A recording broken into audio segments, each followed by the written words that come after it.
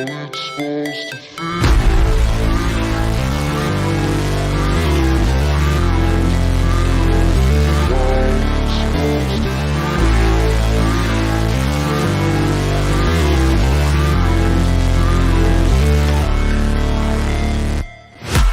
break, always fight, never quit, do it right, play the game, win it life, have no shame, there's no time, feel the pain, live the grind, I could change, in my mind, pick a lane, commit and climb, the only way to win it life. I never miss that stack, taking big swings, hand to the bat, put me in the ring, you'll go out in a bag, cause I sing what I mean and I bring it to the mad light.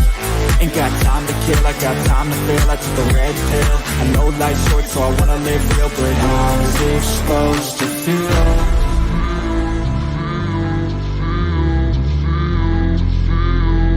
How's it supposed to feel?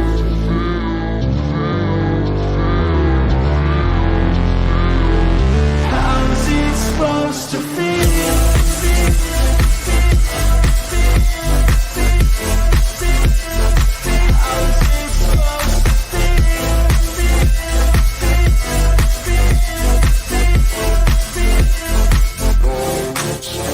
They wanna say my name, but they holding back. They wanna say they hate, but they know it's cap. I ain't play no games, I just do that's fact. And I don't feel no shame, it's a mood you lack. I go crazy, nah, but I ain't lazy. Track after track, I work on this shit daily. Pass me the jack, right as fuel, got me hazy. About to unpack all these things I've been chasing.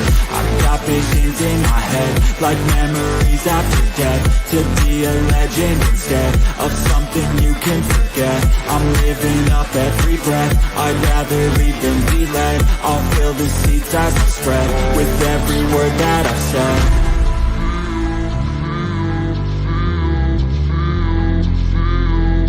How's it supposed to feel?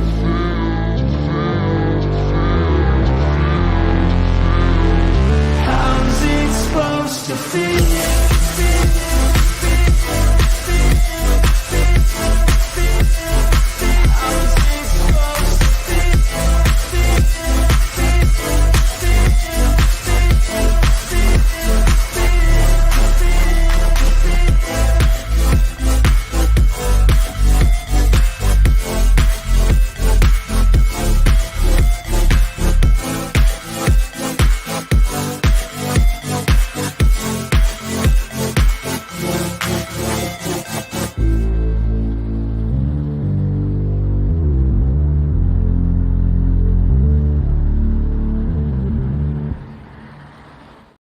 Greetings, ladies and gentlemen, boys and girls, children of all ages. If you're up this late, you shouldn't be. You should probably be in bed. But for everybody else, thank you for being here for the late night culture show on December 4th of 2022.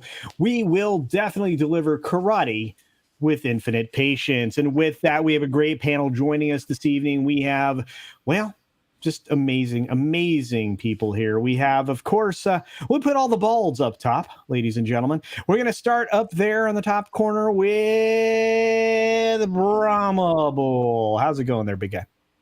Yeah, just got a fresh shave on it this evening. So all right, yeah, it's been a good weekend. Had a awesome stream with Shags on Friday night. That was it was good. It was good. Then did my show with 70s last night, and we had a great time talking hockey. And now looking forward to talking a whole bunch of crazy stuff with you guys, I guess, tonight, right? Oh, we got some stuff. This is the death and dismemberment stream, so be prepared.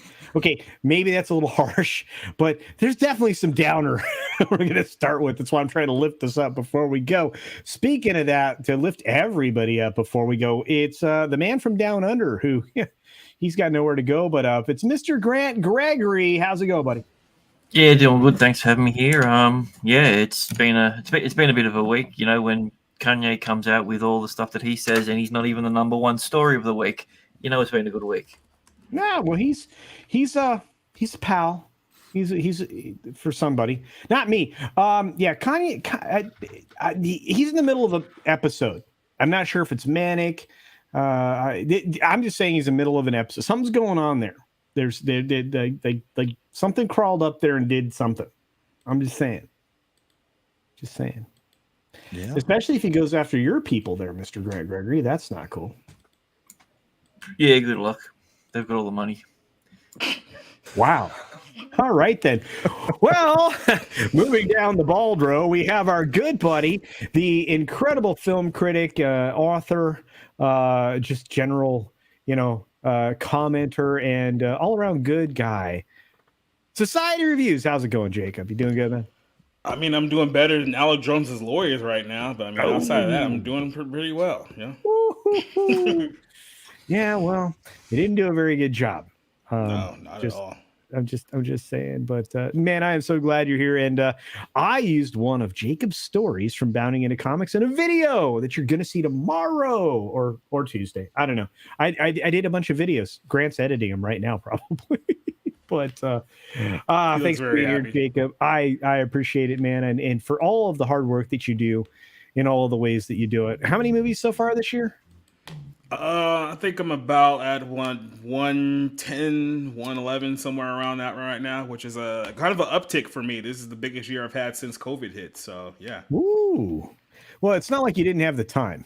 Yeah. No, definitely not. I can't wait for my best and worst of the year. That's gonna be great.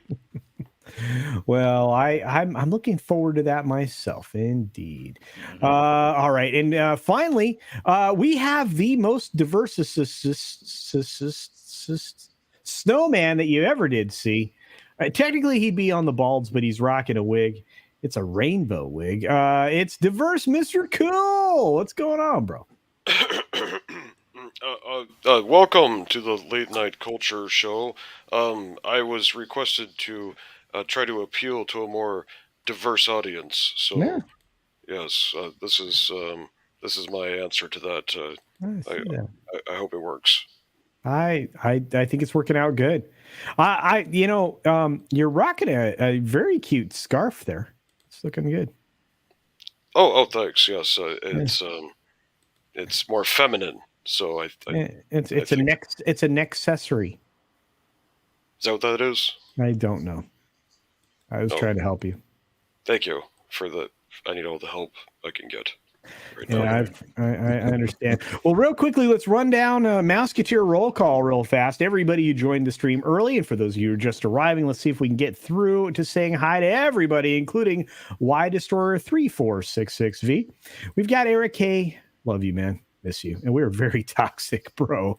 Dragon Master 360's in the house. We got new member. This dude upgraded like a champ. Yes. This guy is a high roller on the Culture Casino membership ranks. Thank you, my friend. Good to see you. I hope you are doing well, brother. We got Xenomorph in the house. We got the Culture Boss. Well, I think she might have crawled back to bed, but we'll find out later. Darth Scipio, what is up, brother? We got Jin Wong. I hope you're doing well. By the way, Jin Wong, some of your designs are making it into merch as we speak. We've got Jason Gray's Indoor Airbnb, E. Clay Thomason, Fat Elvis, who's reminding you to smash that thumb. Indeed. There's Jerry. How's it going, Jerry Mendoza? Andrew, 46-2. Whitechapel, I hope you're doing well, buddy. I hope you are doing well. Of course, we got Michael Weinfertner hanging out here. I am glad he is here. We got the Common Nerd, and it's nice to be appreciated, Michael. Thank you for that. Of course, Snowdub is not here, but, Mr. Cool's here. We got Tina Bojan in the house. Greetings, young lady. Cash Kester is here. Headless Ned Shorts. Divinia Duckworth. Good to see you, dear. We've got Mrs. Flu. Greetings, young lady. I hope you're doing well this evening.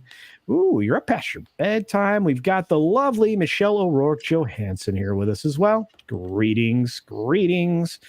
Eric K is gifted 5 Culture Casino memberships. Thank you, Eric K. And for the new members amongst us, thanks for being here. And thank you, Eric K. Love you, dude. Of course, we got Matt G. Matt G is in the house. He is a promotion machine. He promotes everybody, including comics, but mostly from Andy Summers. So do check out what he posts occasionally. And of course, there's Stunt Brat. Hope you're doing well. And I got to get with you because I've got to get rid of the Barbies because they're bad for my rep. I'm just saying. Critisable. The Rainbow Knight is here. We've got a super chat from Jason Gray for $2 Australian saying I'm up late in the afternoon. Oh, no. What? Okay. All right. Katina Martin's hanging out with us. Good to see you, dear. And Matt G for $5 saying, when Culture's doing an R-rated show. Well, when's Culture doing an R-rated show? Now? Wait, no, like shenanigans. This occasionally becomes that. Yeah, this comedian Even his R-rated shows are still basically PG. you know what? I'll show up on shenanigans again. I'll show up on Ballers and hang out with Mandy. I can do the Jack show. I can hang. I already pulled out my carrot stick. No, I don't want to hear about that. No. Just saying. No. Lisa's here. Look at all these great human beings. I got people. Good to see you. Hi, Lisa. Let's see who else is here. Oh, little Chad's here. Check out little Chad's channel. You can see him in a lot of places. Leslie Tarkin is here. We got Rob Altus. I'm just saying hi to people now. That's my job. We got Soul Assassin. Everybody's like, oh, we're bored. But I have to say hi to people. Like Green Lion is here. Let's see. A few other people like Soul Assassin. He's the Chatham, ladies and gentlemen. Check out Soul Assassin. And of course, many others. Grant, thanks for marking all of those. I appreciate it. Let's get down. Oh, who's the Muppet? The Muppet is Diverse Mr. Cool. He looks better usually without the wig, but he's trying to help the show. Well, yes. So we want a more diverse audience, don't we, guys? Yeah. I mean, yes. We've got to appeal to everyone.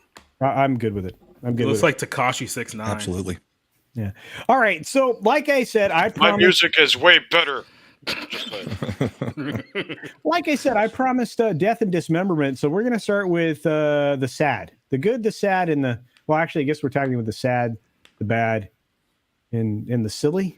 Maybe I don't know anywhere. Let's start here. Absurd. God, you don't even know. How you fall off a parking structure? Like, how does that happen? We're going to get to that one. No, we're going to start here. This is something that hit me hard. It hit the boss hard. It's because this person was a big part of our lives. Of course, we have soccer great Pele. We're going to lose him, folks. He is entering palliative care, which is essentially hospice. He is not doing well in a Brazilian hospital, which hardcore bums me out.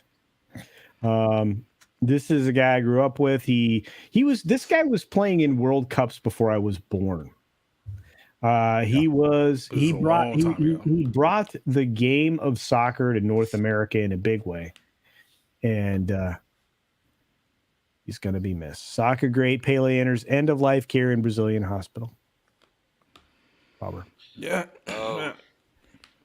I also got some more breaking bad news, unfortunately. Get your prayers together for Bob McGrath from Sesame Street. Oh, yeah. That's, what's interesting is, my friend, that was the next in our parade of sadness. Oh, no. Yeah. We lost everybody's Uncle Bob from Sesame Street at the age of 90. Yep. Damn it. Yeah. And again, we had a lot of love for puppets in our particular corner of the fellowship. Mr. Cool, you probably would be the person to speak to this more so than almost anyone else. Anything you would like to say about Bob? Oh, well, he was a cornerstone. He worked with legends like Frank Oz and Jim Henson. There's so many great skits and songs that he entertained generations and generations of children, and he will be sorely missed. Unfortunately, the Disneyverse does not hire talented, straight, white Christian males anymore, so when we lose another one, it's traumatic and heartbreaking. Yeah, true.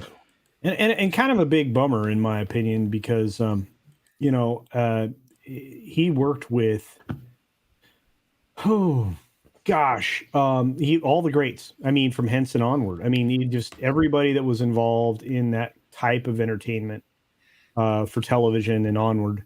It's just a shame. And kids around the world are going to miss the opportunity of getting to know Uncle Bob from the show. I mean, the only one positive I can swing from this is that at least these guys lived a long life. I mean, these aren't guys who died 90? young. Yeah, I mean, if you could make it to 80, I mean, I think you did pretty well in life for the most part. So I mean, Pele looks like he'll be gone by 82, and then like I said, Bob here by 90. I mean, it's sad, but I mean, they did live a long, pretty solid life. So you gotta look at it from that perspective as well. Yeah, it's just it's weird when you get to the age where the people that you grew up watching or idolizing in some cases or listening to start dying off, because like the whole classic rock thing, I mean, we're going to see them just wiping out left and right. We lost Christy McVie last week from Fleetwood. Yeah, I'm having a hard time because we're going to be starting to lose a lot of these people, like you said, that are going to be from our childhood. And Pele and Sylvester Stallone in Victory, underrated film. There was a lot of stuff that Pele did. R.I.P. Uncle Bob. Yeah. And this is the good Uncle Bob, right? I mean, indeed. And man, I don't know. It's just a bummer. Michelle's like, I'm gonna miss being on streams. We were down to the last few weeks. Oh no. Well, you know what? There's a good thing, and Michelle, and I know we'll see you in the future, dear. I just hope that you have a positive experience at the hospital when you give birth. I guarantee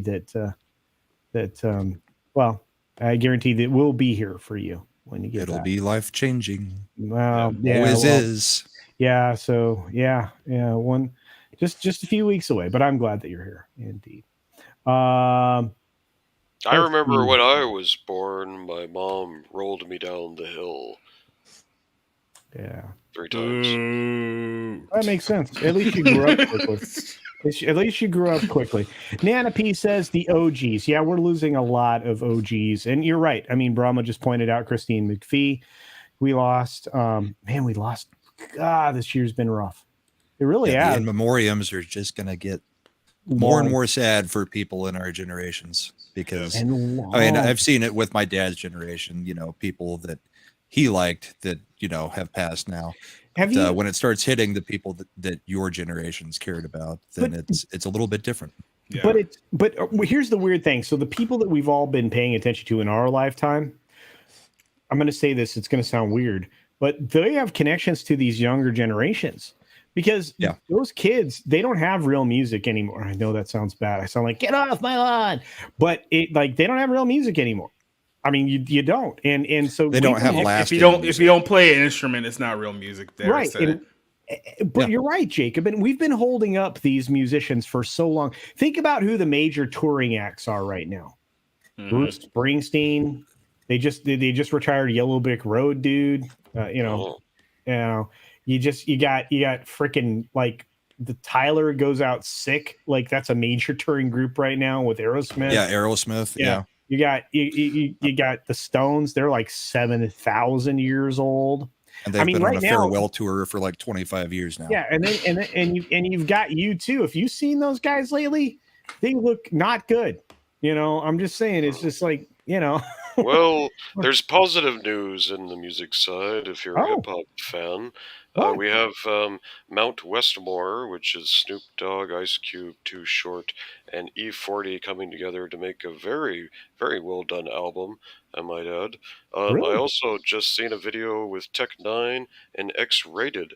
And, these are a bunch of old guys still doing it, making great music. So if you know where to look, the classics, they're still out there putting out some good stuff. Yeah, I'm glad you didn't say Eminem there, so I feel better now. No. No. Yeah, because I know a rapper that I'm close to, like a personal friend, who's not a huge fan of Eminem. What was his name again? A former roommate? No. Although he isn't really not a fan of Eminem. Oh. You know what? You're trying to get I'm not allowed to. You got to stop. You're not the only one trying to get my former roommate's name. Oh, I know. I hang out with the people that are trying to get your former roommate's name. I know. But look, one last piece of sad. Oh, Raid incoming. I like Raid. Wait, isn't that a Raid? Yeah.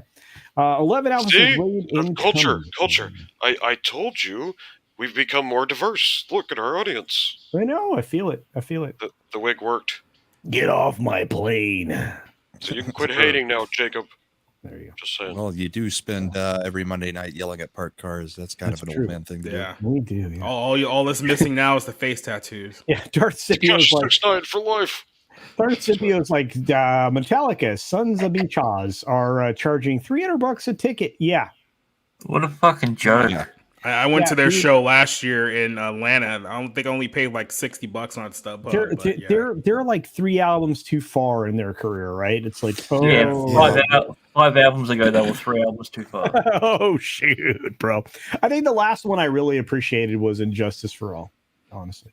But Pearl Jam will still be touring when all the other 90s acts are gone. That's true. All the other 90s acts are gone, at least. Well, the grunge no. ones. I mean, Don't forget, you still have Limp Bizkit. So I mean, there's that. Eric that is not a band. To tell here. He says Keith Richard died in the early 70s. Just his drug-induced brain did not let his body know. Bro, Yeah. I'm telling you, you are not far from wrong. Yeah, Jackson Browne and James Taylor are selling out venues every week, and they are. So first of all, Jackson Browne's still amazing.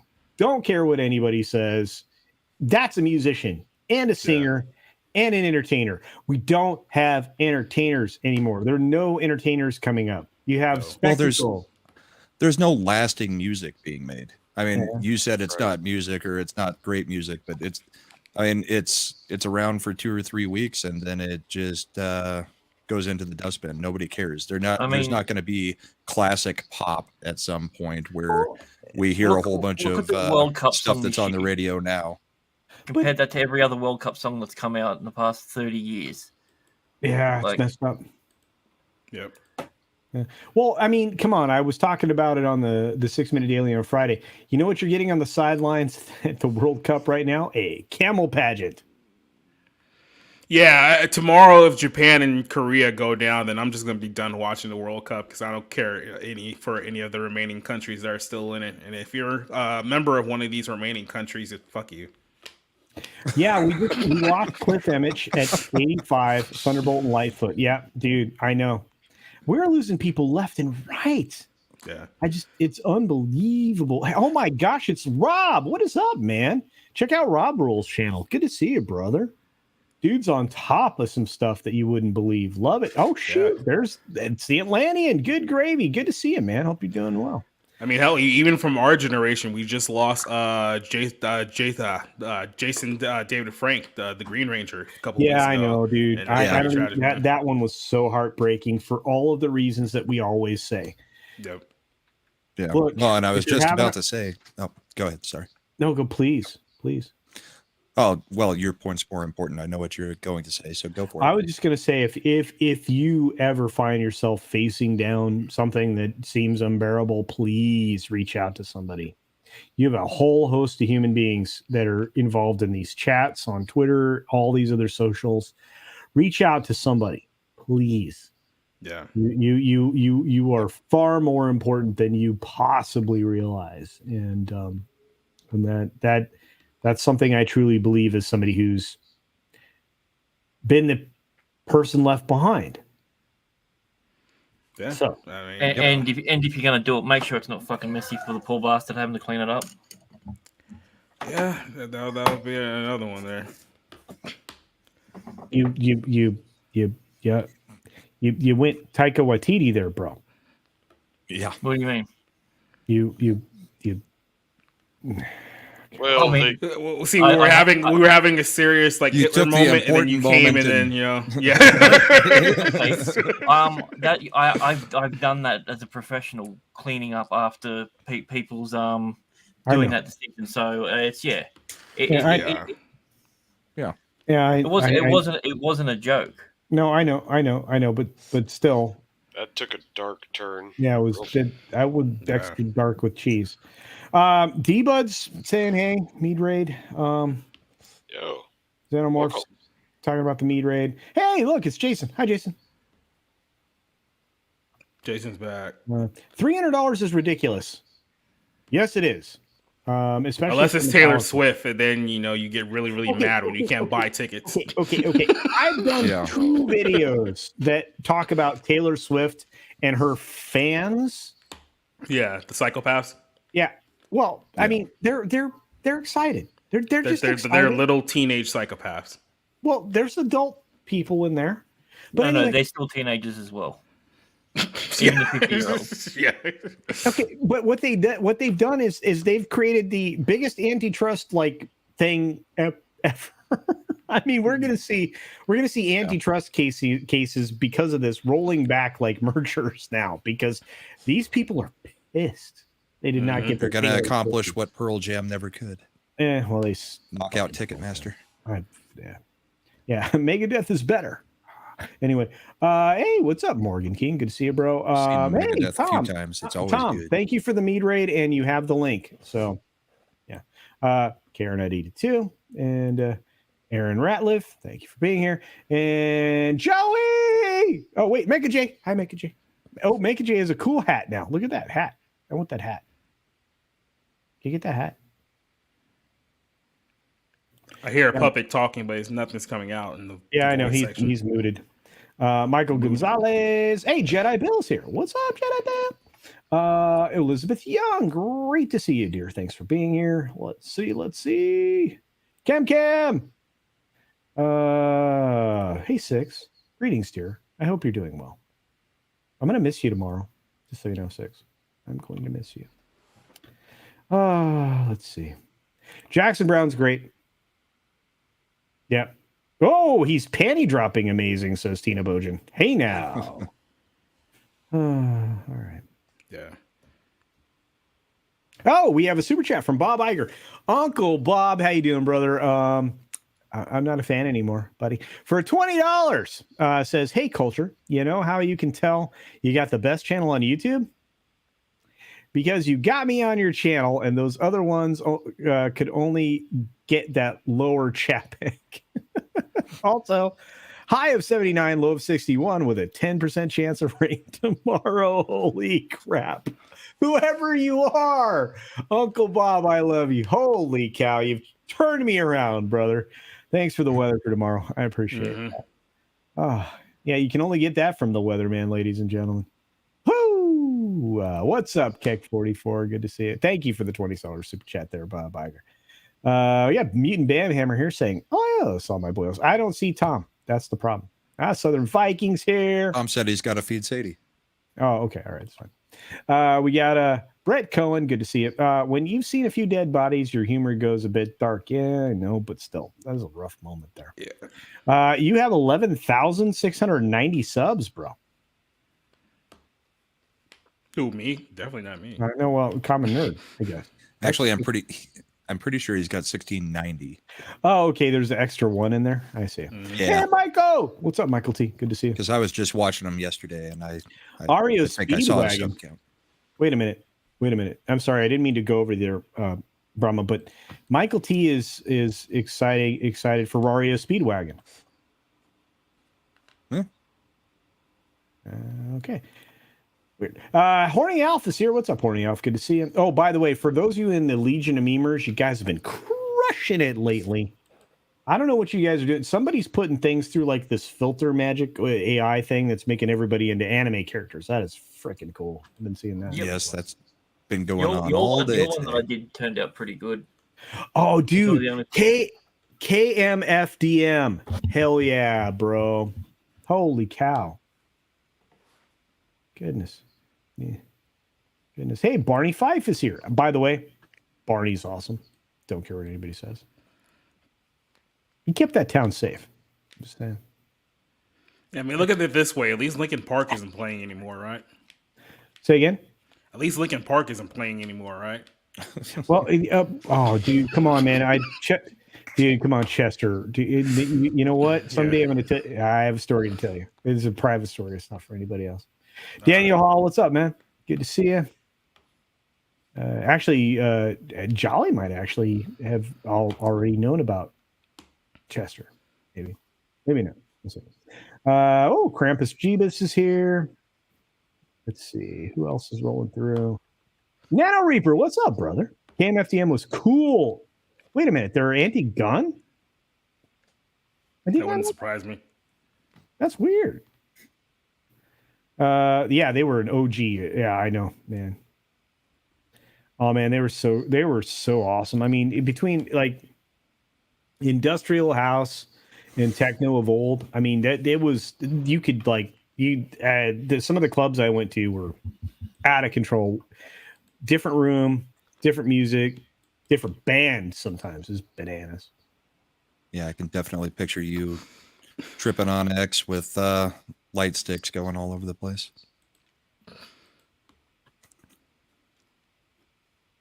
Burr, burr, burr, burr. Hey, I see what yeah, they did. They imploded. Yeah, that's not exactly right. Larry, your name's so nice. You say it twice. Larry. What's up, buddy? All right. Sorry, I have to do that every time. That's part. I get paid. That's a contractual thing. I do that. Hoffcast. Awesome. What's up, hey, Brahma? Hey, first of all, I just want to say, big fan of Hoff. The Hoff. Awesome. All right, we're going to do some more stories from the dark and the dismal and the dour, because that's just the way I roll on a Sunday night.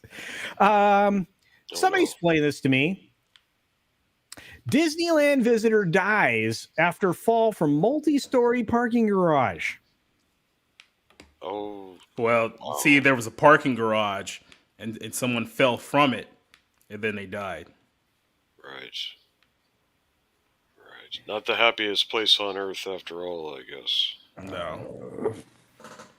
How does one just fall from a parking That was garage? what I was asking. I mean, I'm like, all right. So the story is from earlier One today. over drinks at Disney? Maybe. I don't know. So a man is no longer with us after falling from a multi-store parking garage at Disneyland Anaheim. By the way, that's called the Toy Story garage, I believe. Or no, wait, no, is it the Mickey and Friends parking Mickey. structure? Yeah. Mm-hmm. So anyway, so here it is. The incident happened before 9 p.m. No bueno. Probably booze related, I would imagine. The man was described as being in his 50s. That's not good. I'm in my 50s. Oh, no. And fell from the Mickey and Friends parking structure at the theme park and was pronounced... oh, man. And they think it was a self-harm situation.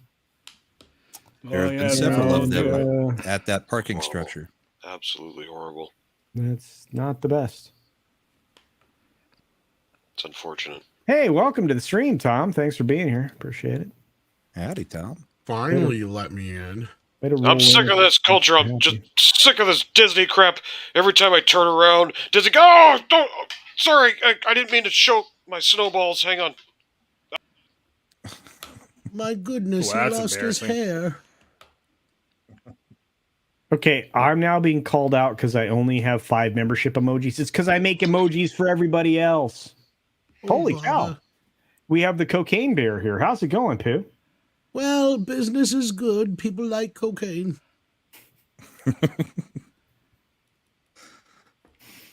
I wish more people in Hollywood. I had were to back let a on few cocaine. employees go. I wish they were back on fentanyl. That'd be better. I caught Mama and Roo trying to smuggle cocaine. Whoa, I wish I'd found that story. I guess that some like border agents were inspecting a truck full of coconuts and found that inside the coconuts was fentanyl. Oh, bother. That's a weird one. Yeah, Well- matter of fact, not only just like small amounts of fentanyl, it was like lots of fentanyl. Kill the Very Western cheap. Coast fentanyl. Oh yeah.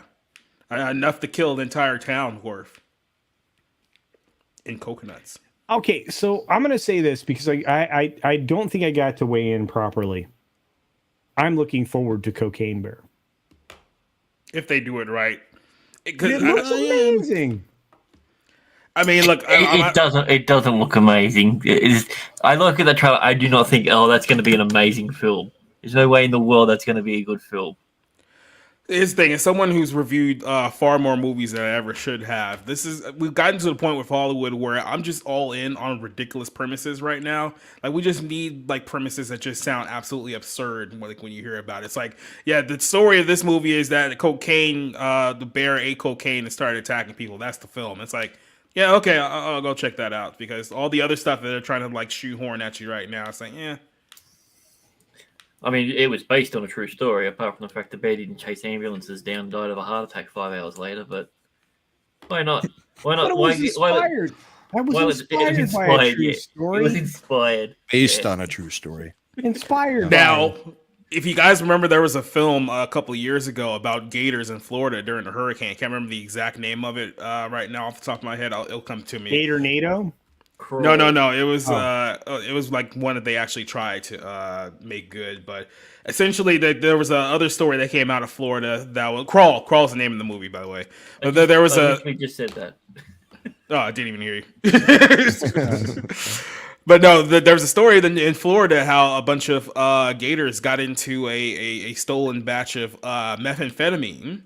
And let's just say that the whole story of meth gators was something that Hollywood just completely dropped the ball on. I think that would have been an awesome movie about fucking methed out gators during a hurricane, which would have been amazing. But, you know, we don't get those get type back of around ideas. to it. Yeah. We don't get that anymore. Now we just get our one-legged, deaf, non-binary Native American superheroes. So Either that or Karen. yeah.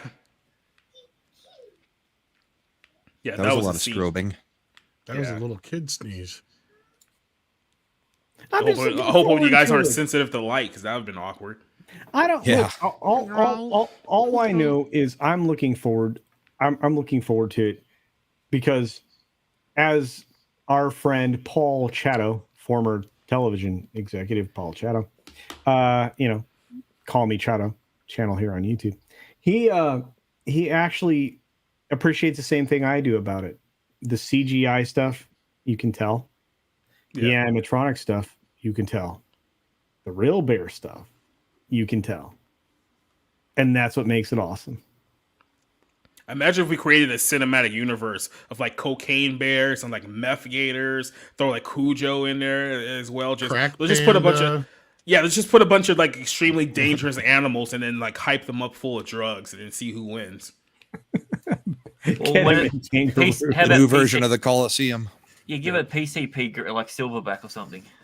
I told you I already had to let Rue go. Well, actually, I had nothing to do with Rue. That was Mama Rue. She had tried to smuggle too much of my cocaine out and forgot she had baby Rue in her pouch. Give it like a silverback gorilla, like LSD. It was a little sad. Crackaroo. Give a bunch of ecstasy to like a donkey or something. Yeah. Oh, a tiger. No, a tiger would be They already better. do that in some places. Yeah, I know. Darcipio's right. If this film doesn't make $700 million at the box office, it's definitely going to be a cult film classic. Yep. TMT, dear, you guys are on fire. Oh, George for 1999 says, "What about crystal culture? All hail, my friends." I don't do drugs. Anymore, or that wasn't I've never done. That's I don't do. I almost did the obvious joke there, which was any less, but I didn't. So okay, the answer was the obvious joke. So what you're saying is there's a multiverse where crystal culture does in fact exist, right? Well, no, actually, he died off a few years ago. No, we just found out that culture's not really that cool. Plus, he's got Barbies. Yeah. Well, that's disappointing. I knew this was going to be an issue.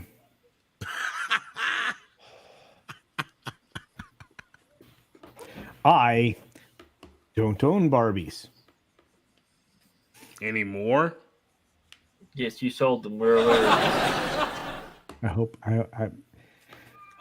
what's up, Shax? Good to see you, brother. Oh, wow. Is Shax not in our chat? Do you want me to send Shags a link? No, you don't have him in that chat. All right. Oh, somebody put him in that chat. He's not part of the cool kids club. He is part of the cool kids club. You guys are mean. Dude, first of all, as long as he doesn't come in with a man bun, he's welcome. Right? No man buns. Like, You know, that's automatically going to get the man bun on. You were bald or you got hair. Those are your choices. Or you're bald and cover it up with a weave and a wig. But Girl hair is a wonderful thing. No. Okay, so Tim Pool could show up here, but he'd still be rocking a beanie. We all know he's bald, but it's cool. Just rocking a beanie. Tim Pool is what we like to call in denial. Yeah.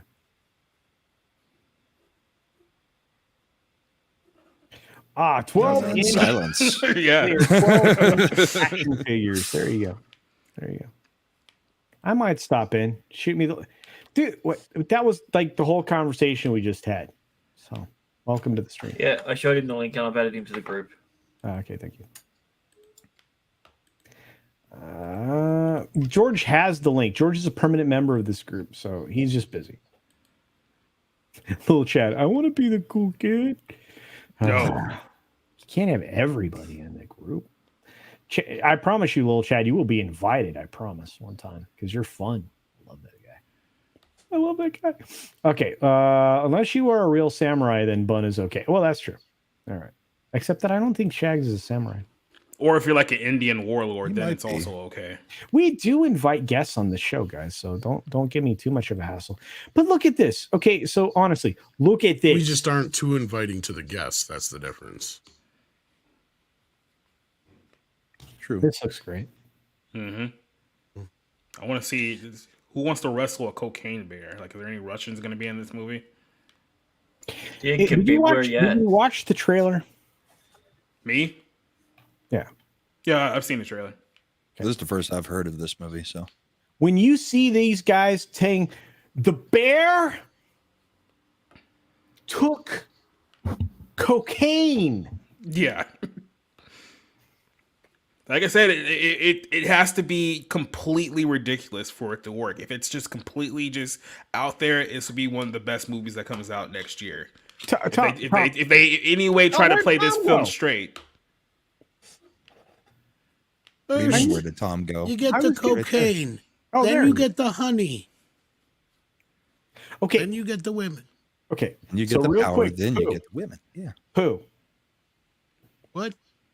This movie's going to be great, isn't it? It will be the greatest cinematic film until my horror movie. Oh yeah, no kidding. I'm looking forward to that. That looks kind of cool. I eat off Piglet's face. Yeah. It's also going to be great. Tastes Okay, so like look at this. bacon. Look at this. Look at this. Bear looking Isn't for that cocaine. Felicity? It is Felicity, yes.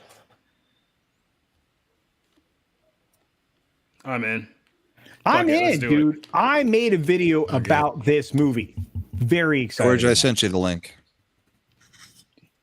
I'm worried about Elizabeth Banks outside of that. I know he's in the chat, but he always But asks here's the for thing, link instead of and digging for it. I like the horror movie element or horror comedy element to it. I'm fine with that. But there's also a comedy movie here that I think they missed out on. Because this bear didn't actually kill anybody. Yeah. I mean, it could have just been a party bear. Party bear. That would have been awesome. No, 3PO. You're thinking of the meth gators. That's a completely different. Problem is, if they would have done that version, I'm sure it would have had Seth Rogen in it as the voice of the bear. Oh God, I'm so fucked up on cocaine. At least you got the laugh right every time. No, actually, it didn't happen in Florida for once. Drunk 3PO. I think it was Kentucky, if I'm not mistaken. Yeah, no, you're right. It's 100% in Kentucky. 100%. 100%. The weird thing is about the guy that like parachuted out of the plane and died. That's all true. That's all true. Like the first, like the setup of this movie is all accurate. From there on out, it's bullshit. There was a guy who thought his plane was going down. He was smuggling a bunch of cocaine. It was actually engine trouble. So he started dumping bags of cocaine, thinking it was the weight. And he still went down in the end. So ended up a bear come across one of these bags of cocaine, ate a kilo, and then fucking just raged for like a fucking however long and just fucking died. 5 hours later. 5 hours it was, yeah. And nobody really got hurt or anything from what I had recalled reading, right. but yeah. Like everything about that plot line sounds like an 80s B movie, doesn't it? Right. But that is the best kind of horror movie. Mm-hmm. Like you can hear like the old school like movie phone guy like telling you about the story. In a world. Right. Mm-hmm. In a world. In a world where bears love cocaine. Krampus Jeebus says, I'm not in the cool kids club. I only have to have dinner and hang out with Paulie Neurotic Anna and Chris Gore. Yeah. Yeah. Mm-hmm. I wish I was in California. What a loser. Jelly. The whole setup to that, though, sounds like that Reverend Horton Heat song. Hey, Alex. Tales of Now, Cocaine. Wait a minute, guys. Is Ray Liotta? Is that his last movie? Or Yes. I heard he died during the filming of one. Was this that might I'm have not sure been about it. the other one, but Yeah, this is his last completed film, I believe. Oh, Yeah, okay. I think Darcipio's right. So well done, Darcipio. Thank you. Yeah, 80s horror was definitely the best. Yeah, I agree with that. There's some good shit in the 70s. Don't. Yeah, but come on. The 70s is what got us to the 80s, though. The Hey, 70s had Exorcist, Jaws, to me, fucking Halloween, Texas Chainsaw Massacre. yeah, well, to me, the scariest thing of all times was Porky Bob's not because wrong. of one scene. What? Boy. Porkies? Really? It hurt. That scene hurt. Was it the part? Sounds like Culture is trying to tell us he had a bad glory hole experience. I was gonna say the hole in the what it wall. sounds Did you hurt yourself, Culture? It just hurt. Okay. Kind of hurt. Does the wife know? You should have done it at a construction site. They wouldn't hit it with a hammer. That's how they met. Poor bear. Why do they call her last name? That was good. That was good. Man, we had So the best she was the movies one who ever. hurt you. Got it. They can't make good movies anymore. They just Fuck no. Like I love when you guys were talking about music earlier. It's like, isn't it hilarious that even the top music charts are just cluttered with classic songs? I find it just hilarious. It You're seems right. like whenever a song gets popular on TikTok, it just starts trending on the charts for no reason. Yep. Or an Well, and the other anniversary thing comes is- around or whatever. Yeah. Every time I get stuck listening to my kids' music, it's sampling all of our music, and they don't even know that it's all just sampled from our stuff. Yep. and that, You know, and our that why generation next time- stuff. Take some mental notes, Brahma. Then the next time you get together your own playlist of all the original songs. yes. Oh yeah, I do that all the time. I make And then they're lists like- of everything of mine. Well, 90s hip hop ripped off Rick James and all the disco era, and Yeah, you know, well, so Yeah, I was about to say 90s hip hop pretty much ripped There off was a like difference, 70s though. funk entirely. There's Well, I some mean- songs, but like Puff Daddy was the one who went and came along and was like, I'm just going to sample the same fucking loop over and over and over again. At least he was guys the back in the 80s, day, they yeah. would mix some shit. You'd have 2-3 songs mixed together and stuff like that. There was a little bit more art to it. Well, and again, they were also like doing it in real time on turntables. That and too, shit. yeah. Mhm. But you know, Well, then DJ Jazzy microphone. Jeff's a great example of a Yeah. guy who does not get enough fucking credit for a music producer and how he could mix 2-3 songs together to where you couldn't even tell half the time what Will Smith was rapping to because Jazz was just that good it was that good. at mixing 2-3 songs together. this is true. I tell you what horrible Adam Sandler movie. Well, That's My Boy, which came out years ago. Terrible movie, by the way. But there was one line that was actually pretty brilliant. Was when Vanilla Ice said that every time they play Ice Ice Baby, that Queen owns 60% of the song and Suge Knight owns the other 60%. So they owes money every time he plays the song. He's probably not kidding. That's the sad part. Yep. Yeah. Well, he's the reason for this. And this is what happened in Snow. Like, Snow knows probably what I'm talking about. Because, like, before that, they just kind of let the kids get away with it. It wasn't until shit like Ice Ice Baby and You Can't Touch This hit big on the charts that they're like, wait a minute, we want a piece of that pie. Like, you know, Right. it's like, yeah. Yeah, that's why Hammer took from Rick James. I think there was a lawsuit involved with that, if I remember Yes. Him and Vanilla Ice were both at the core of that whole business between Queen, Rick James, yeah. And then fucking Vanilla Ice is sitting up there going, no, it's a different, man. Their song goes dun dun dun dun dun dun dun. Mine goes And dun mine dun goes- dun dun dun dun. Yeah. It just made it so much worse. It's just- That VH1 behind the music on that was hilarious. Watching him try to explain that crap. Yep. I missed Only- that show. Yeah, it was good times. And then And Hammer's so- just like, I got nothing, motherfucking. I don't know what to say. Well, I'm sorry, Hammer. No one told you to spend $5 million on a music video for Too Legit to Quit. I mean, whose fault was that? Please, Hammer, don't hurt him. Vanilla He had Ice his did bank all right, account. though. Vanilla Ice I think actually Hammer's still turned does out the okay. music. Yeah, he Vanilla- does all right. And he did a pretty successful like remodeling show for redoing homes. I'm sure he gets a nice Yeah, check yeah. for the Addams Family every year too. Yeah. Who did this now? I didn't hear. Vanilla Ice has a. To talk about Snow. Vanilla Ice has like a show. I think he had a show. I'm not sure if it's still on, but it was like on like Discovery Channel, like one of those networks where he just does like I home thought you guys were renovations. talking about Hammer. Right. Yeah. Hammer still raps and shit too. He does like all. I thought Hammer became a pastor. He was for a while, but I don't know if he is anymore. Shags. Going What on. up? Oh, they shamed you into wearing the beanie, huh? That was Why are you? What? Because he's got the bun underneath it. He doesn't. He No. doesn't want to be shaved. All right. Okay. All right. All right. Yeah. I know you were Mhm. aching to bust me, so I was like, I'm not going to give him the satisfaction. Yeah. All right. And it's a little cold in my basement, so I'm like, I'm going to bundle up. I can Yeah. see that. You look like you're cold. Hey, you guys It's give heavy for Vanilla you. Ice some love in the chat there, because he raps with Forgiato Blow. Forgiato Blow raps with Bryson Gray. Bryson Gray is a big-time Trump supporter, so I think these guys are on Wow. the right side of hip-hop. So give Vanilla Ice some Hey. love. Mhm. All I know Rob is Van Winkle, great guy. all I know is Shags coming with that like whole like maroon shirt or whatever it is. At least it looks maroon on my screen with the gold thing on it. He looks like hippie Jesus. He does.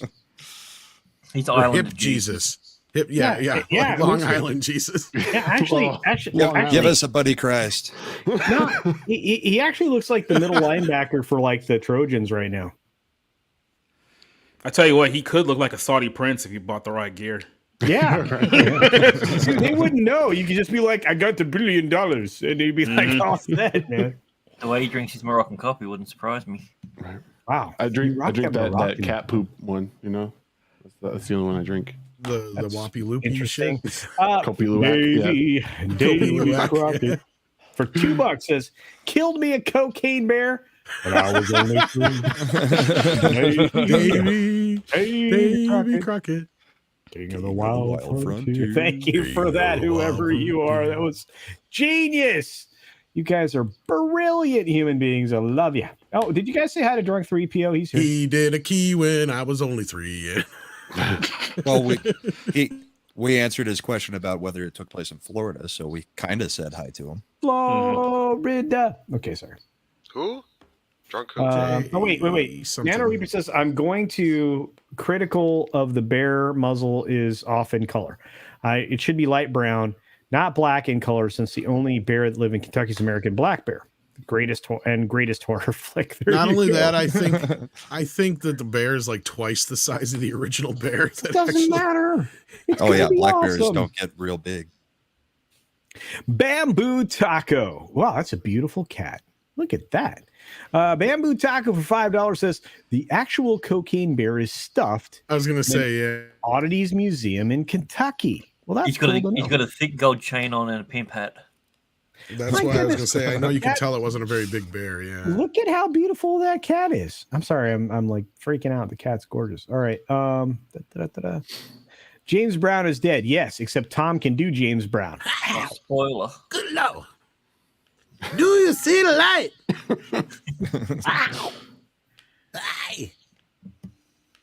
James Brown start talking to the band. He lose them. Like moving, yeah, grooving, yeah, grooving. What the hell's James talking about? I don't know. We getting paid. Just keep singing. Yeah. You know, oh God, just okay. Eddie Murphy for like 6 years. Just sing. You don't have to be good looking. Just sing. You get the pussy. Teddy 6 Pendergrass. years. 6 years. Eddie Murphy was everything. Teddy Pendergrass just scared of women into giving the pussy. You got what I need. And go watch Eddie Murphy and Michael Jackson in the song called "What's Up with You." It's so funny to watch. Oh my god, like, it's so cheesy, but it's great. Okay, Moonwalk all up and down your ass. so for you younger folks out there, Eddie Murphy did 2 comedy albums in a row that Tom can probably recite word for word. Oh fuck, Delirious and Raw. Yeah, the Comedian is his first album. That one's I don't know all of them, and a lot of those I couldn't even fucking do just because you get canceled on YouTube. Yeah. But you go find those somewhere. Get the video performances of them, whatever.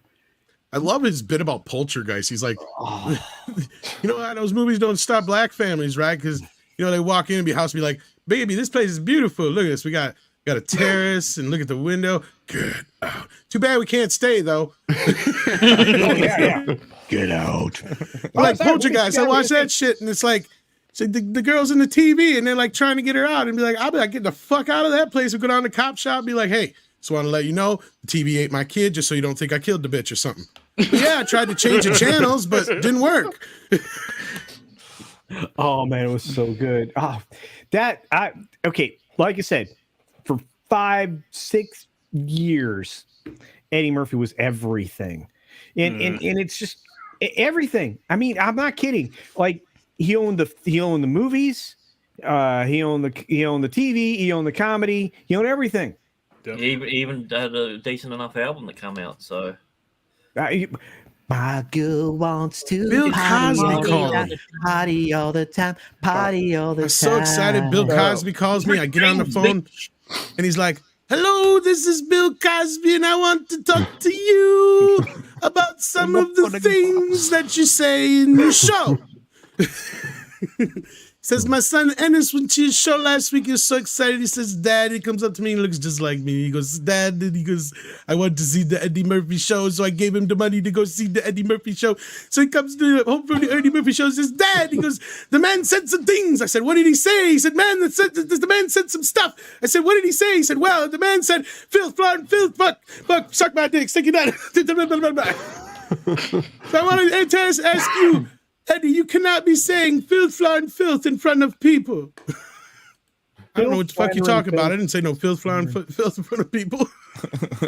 I'm offended you called. Fuck you. So I called up Richard Pryor. I said, Richard, I said, Cosby just called me. He says, yeah. He says, I swear in front of people I shouldn't be doing that. He goes, well, do people laugh when you say what you say? He says, yeah. I said, well, you get paid? He's like, yeah, well, tell Bill I say have a Coke and a smile and shut the fuck up. It was so good, and I miss it. I miss oh God, it. It's been a while since I watched those, man. It's so good. Dragon Bricks says, Blame it on the rain. Yeah. Best fake song ever. I was lucky enough to grow up and watch the movie The Toy with Richard Pryor, and that's how I found out about the stand-up stuff with Eddie Murphy. Was watching Richard Pryor first. So if you haven't tuned into some great classic comedy, go watch out the original for Richard Pryor and some of his stand-up. Mm-hmm. He was breaking the mold before anybody else was doing stand-up in front of wasn't it a gay club, Tom, that he did once where he made homophobic jokes and they booed him off the stage. Could very well be. Yeah. Good old Richard Pryor, breaking the mold. I love when he came back, and what was it? Was it Live on the Sunset Strip? Was that the one where he came back after getting burnt? I think so. Yeah, he's like, I saw the jokes you motherfuckers did about me. He's like, you get a puck of matches out and you light it up. And what's this? Richard Pryor running down the road. Ha ha, motherfucker. Dude,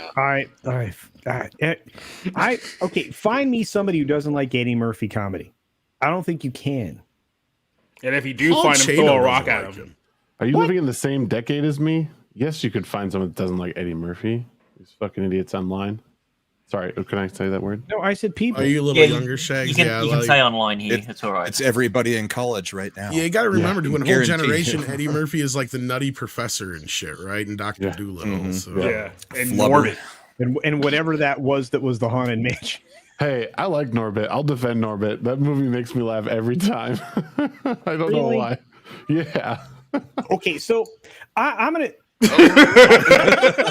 Tuck and roll. That was worth it. That was totally worth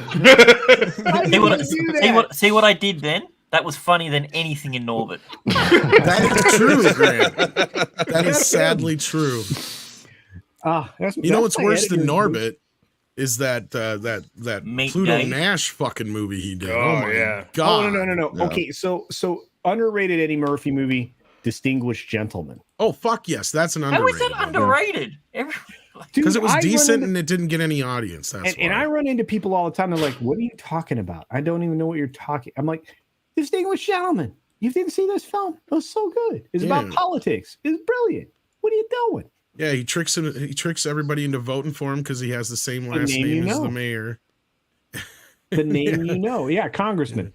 Don't we always vote for Or Congressman? That's what it is. Johnson? Yeah, Congressman. Congressman Johnson. For those of Name you you kids, for those of you kids who don't remember Pluto Nash, go back and check that one out. It was one of the biggest box office bombs of all time.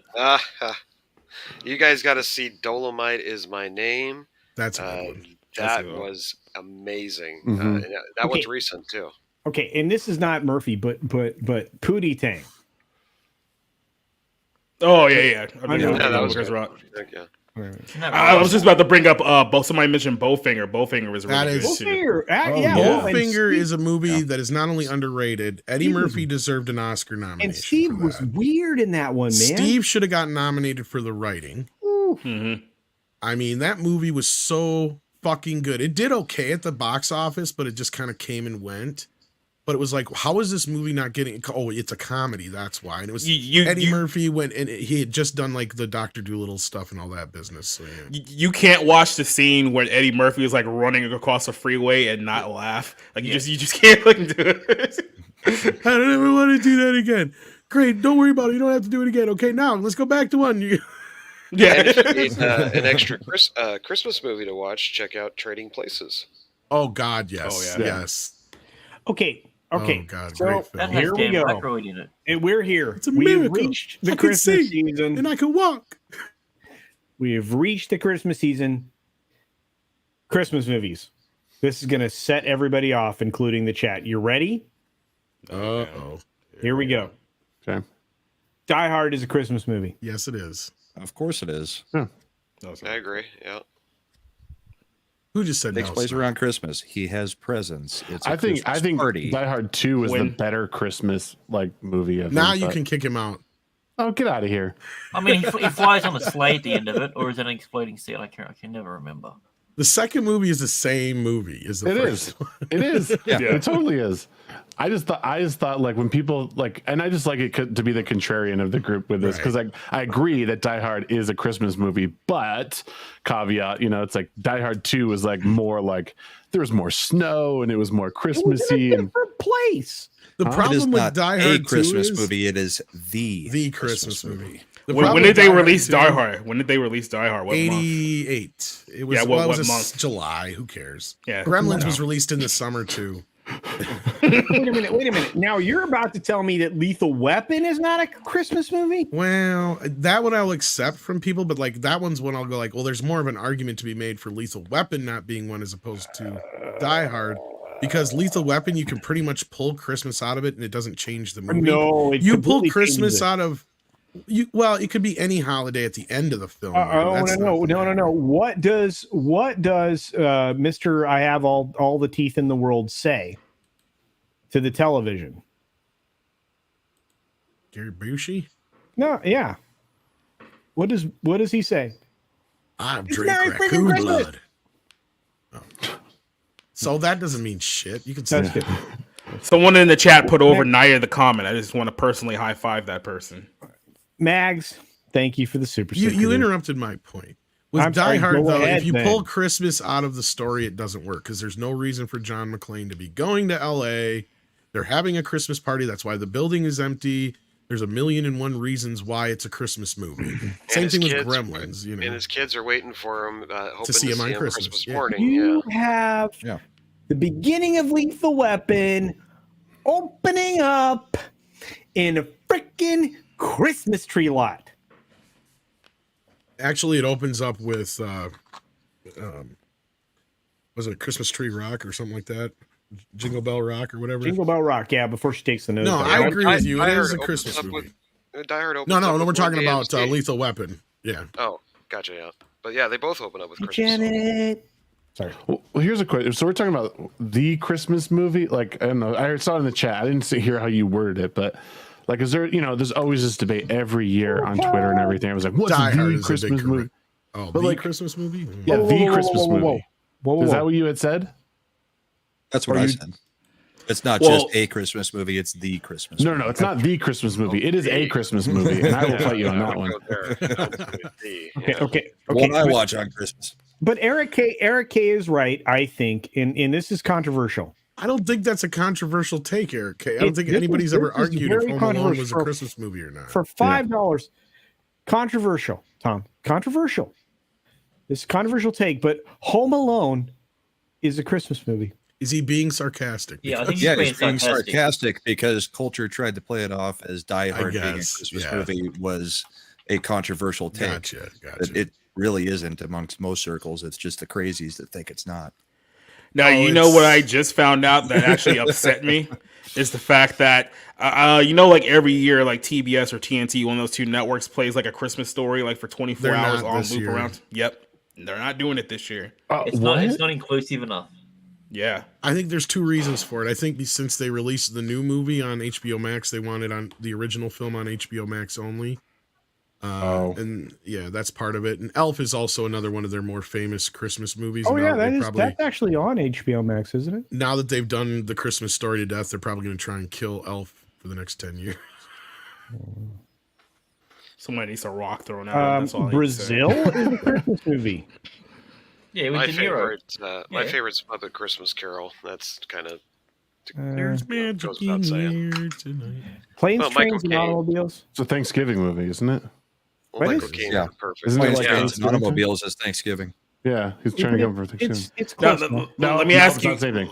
Let me ask you this question: do you think that this current generation completely sleeps on "It's a Wonderful Life" as far as Oh, Christmas yeah. goes? Probably. Yeah, I mean, this is It's a Wonderful Life. Rogue Attraction is 100% right.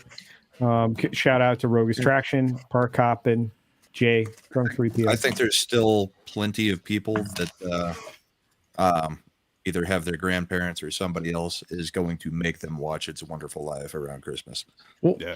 why so is no one there's bringing been up? exposure to it for sure, but whether they will continue that's the question. Why but is no every- one bringing up Christmas Vacation? It was Why rough, is this Chad. just like why does it have to be this awkward moment where we're not like the best Christmas movie out there? Yeah. Well, he's probably I- right No, with wait. that fact. The best. The best Christmas movie out there is Scrooged. Yeah, I don't know if you know this, but Chevy Chase is kind of a dickbag, so it's probably another reason. Yeah, well, that I'm not going to He is, argue that, but it was still hilarious. Well, Randy Quaid's Yeah. insane too, but that doesn't mean that Cousin Oh, Eddie isn't yeah. hilarious. Yeah, but Right? the shitter was full. Right. It's not his fault. Where the hell is Eddie? He usually eats these damn things. Oh, not since he found out they're full of cholesterol, Clark. Well, we always watch Edward Scissorhands and Batman Returns. Those are considered Christmas movies, I think. Considered, yes. There is Cathy says we're all wrong because Die Hard 1 and 2 are the only Christmas movies that are true Christmas movies that have to deal with Christmas. Well, you definitely have to deal with Christmas in those But what films. about the Santa Claus? I was gonna say take that to Santa Claus. Yeah. Okay, all right. Leg Lamp is a classic. Yes, it is. Paolo. Has anyone mentioned a Christmas Carol yet? I feel like that should be like an obvious. Well, you one, too. mentioned Snow mentioned the Muppet version. Yeah. I mean, that's the story. I mean, Christmas Carol's been made into more films than probably any other story other than maybe Dracula. I'm trying Okay, to remember if they had a running. I like The Nightmare. Romeo Before and Christmas. Juliet, I think. That Maybe. that works. Well, Romeo and Juliet haven't had that many. All right. Okay. Somebody explain to me this take. How is The Long Kiss Goodnight a Christmas movie? Takes place during Christmas, but yeah, It I is guess based on you're it right. doesn't play a huge role in the plot, though. That's the Right. thing. Like to Right. me, like that's my definition personally. It's like, okay, does Christmas play a huge role in the plot? I mean, I'm one of those people where I'll usually watch any movie that has anything to do with Christmas around Christmas time just to have an excuse to watch it. But like, if I'm gonna have to get into that argument, like the whole Die Hard or Gremlins is it a Christmas movie thing, Yeah. that's my big Right. kind of point. Of, Oh, and that's where I Gremlins like is- Lethal Gremlins Weapon to is- me. Well, yeah, Gremlins definitely is. But like that's where like Lethal Weapon to me, I will fall kind of in the middle on because again, that's where the only time it really has anything strategically to do with the plot really is just at the end of the movie about him, spending the holiday alone. Really, that's the main point. Yeah, there's the Christmas tree scene. There's the whole opening with the song, but the song has nothing to do with the fucking scene. It's just, Andrew, it's just one of those things. But again, I will accept totally because I've watched it on Christmas before, so whatever. It's a nice one to pair with Die Hard. Well, I think Andrew Werden is onto something here. It is it's about family and forgiveness, and there's definitely that spirit in a lot of these films, which would include Planes, Trains, and Automobiles. Kiss Kiss Bang Bang is one I know people bring up too. Yeah, technically, there was that Reindeer Games one with that's right here. Subhuman just got it. Yeah, Affleck. Of course, Miracle on 34th Street. That's a classic. Some people even like the remake quite a bit of that one. Yeah. Any fans out there for Black Christmas? With Edinburgh? I haven't seen that in years. I got the 4K coming this next week, I think. Yeah. Shout. Watch the original one, not the one that came before that.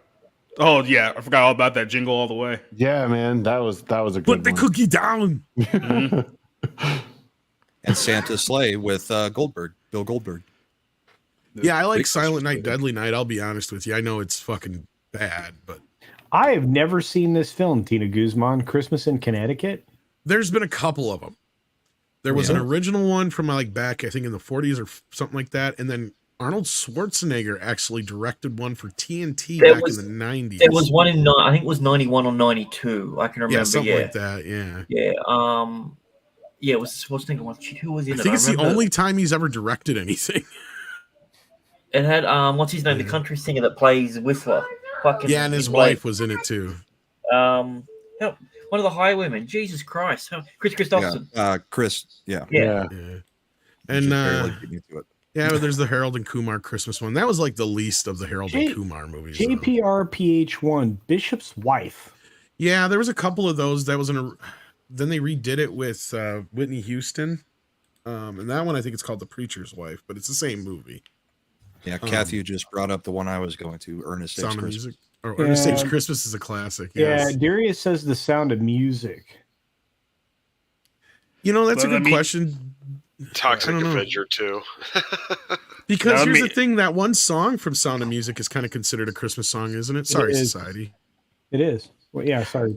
Jay. No, I was just gonna say. Now, be honest. Who's the guys who watch the Hallmark Christmas movies every year and all 18? Of those I don't, but I know what you're fucking talking about because my mom loves those. Yeah. Well, Nano Reaper's onto something here. The Star Wars Christmas special is better than the Disney Star Wars. You're not wrong. No, yeah, I think you're right.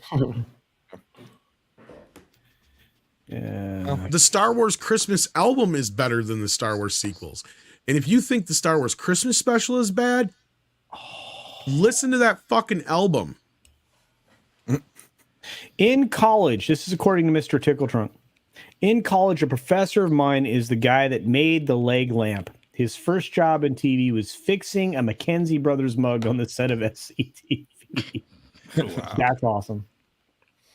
That's awesome. Ralugas says, "See How They Run" is a great Christmas holiday afternoon movie. I didn't know that. See how they run. Christmas Carol. Yeah. Yep. The Santa Claus is a Christmas. I was actually watching that last night when I was. How is the new version of it? I don't want to talk about that. I've heard at all. I'm doing a video on it later this week. But, okay, well, let's go back to the Christmas Carol then. Like we said, there's tons and tons of versions. So what's everybody's favorite? I'm sure Snow Dubs is Muppet Christmas Carol, right? But of course, yeah, it's one of my, if not my favorite Christmas movie of all time. So yeah, hands down. Michael Caine's probably the best Scrooge I've ever seen on film. Not just that, I think people have argued that that's like the closest one to the book because you actually have Gonzo playing Charles Dickens. Right. So you get the narration along with the story. Yeah. And it's almost verbatim from what I've heard. I've never actually read the book, to be honest. Some of the lines Gonzo says are, directly from the book. Yep.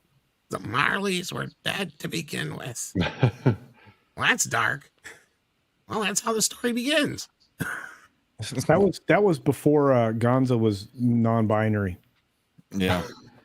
Is he now? Dark Sippy asked a good question, Muppet and Babies. I do want to continue on with this Christmas story thing. But Yeah, I is wanna Rocky hear a everybody Christmas else's. movie? Oh, that's a good question. It takes place. There's part of it that takes place over Thanksgiving, Christmas, and New Year's. You could. I don't see why not. I used to watch it every year for like a New Year's movie because the fight takes place on New Year's. So that's the way I was kind of. But I don't see why you can't. Aiken is a member chat. Thanks, Aiken, for being here for a bit. Appreciate you, my friend. Says Six White Boomers is an Australian classic. Never heard of that one. Oh, that would be us. Yeah. What about Jacob? Well, actually, Six White Boomers is a song by Rolf Harris. Oh, okay. It's something about him touching kids. Leave out the black guy. That's pretty. Is Shaq part of the Boomer Club? Is he in Boomer Mania too? No, he's not. He's too young. No, I was gonna say he's a little young yet. Well, speaking of Shagsworth, what's your favorite Christmas Carol then? That's a good question. The Muppet Christmas Carol is probably like the one that I gravitate to the most recently, especially with my kids now. But over my whole life, it's probably been Mickey's Christmas Carol. Actually, that one always sticks in my head. This is the Mickey Mouse one where all the Mickey Mouse characters represent. For some reason, that always stuck with me. And I like every time I think of a Christmas Carol, I think of that one. So probably, yeah, those are the two. That's a good answer. That's probably my first exposure to the story. Mm-hmm. Let's go with how about Grant? What's yours? Yeah, so what was the question? The best version of Christmas. What's your favorite version of the Christmas Carol? Or Scrooge. Some of them are known by Scrooge. Yeah. Bill Murray one, I'm assuming. I haven't really seen many of them. Okay, well that's a good one though. Yeah. I thought you meant like Christmas. I thought you meant a Christmas Carol. I was just like, I was gonna just pick one Like that was the written by one of song? the. Yeah, I was just gonna pick one that was written by one of the Jews.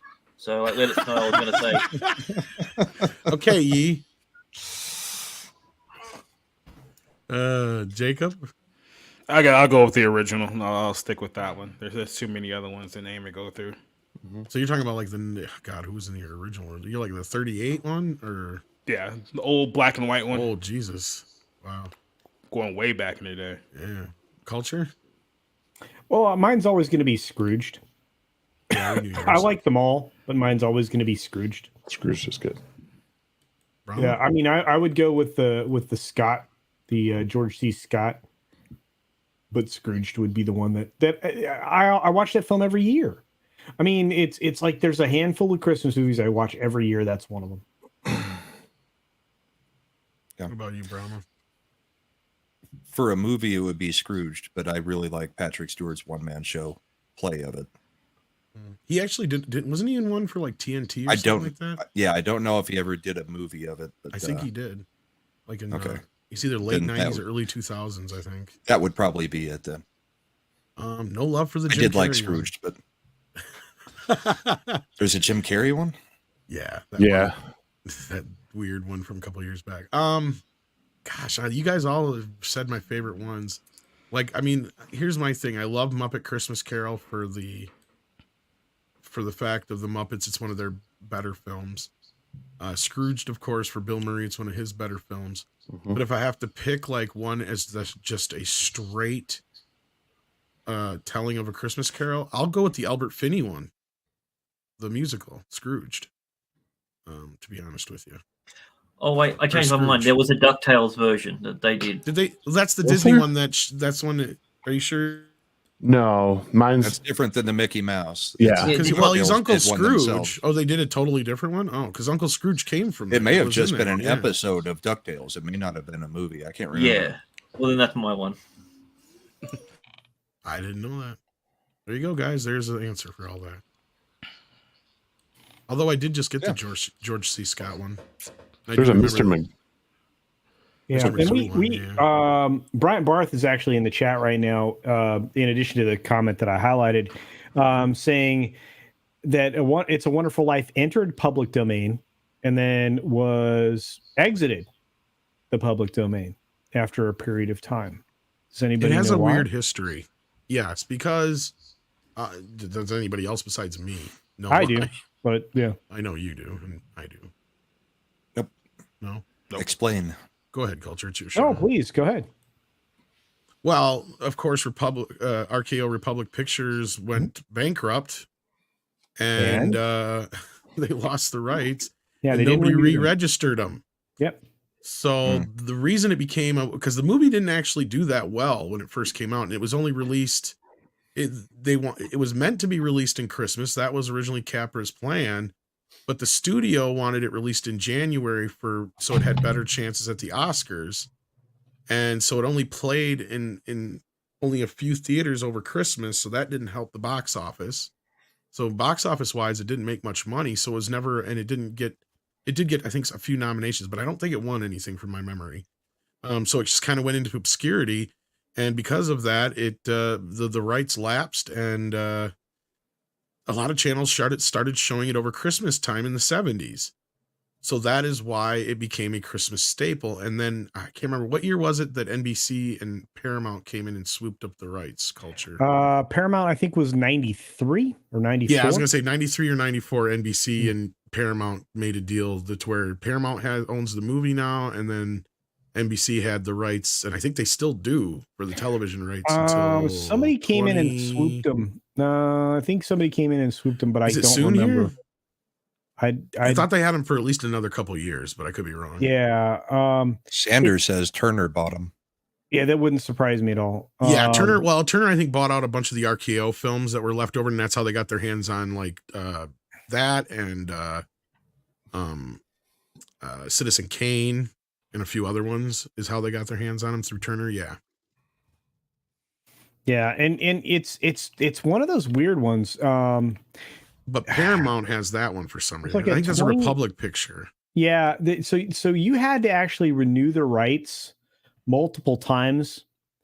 It's like every 20 years or whatever. 20 something years. Yeah. It's like a really weird number. It's like odd. It's not like a round number. Well, 1974 was the year it would have come up for renewal. So it was like So I think the original rights would have been an 18-year expiry and then a 28-year expiry. It's something just like, it's not a normal number, but it's just that was one of those weird snafus. Like, and again, I think you're right. I think it was specifically because of the bankruptcy back then. Well, that's where back in the day, yeah. And then some of the other movies got bought up, over the years, but that was just one of them. It's not a round number, so I don't remember. Well, but it wasn't all that popular when it first came out. That was the thing. It wasn't one of Frank Capra's bigger films. But Tommy, you went to film school, right?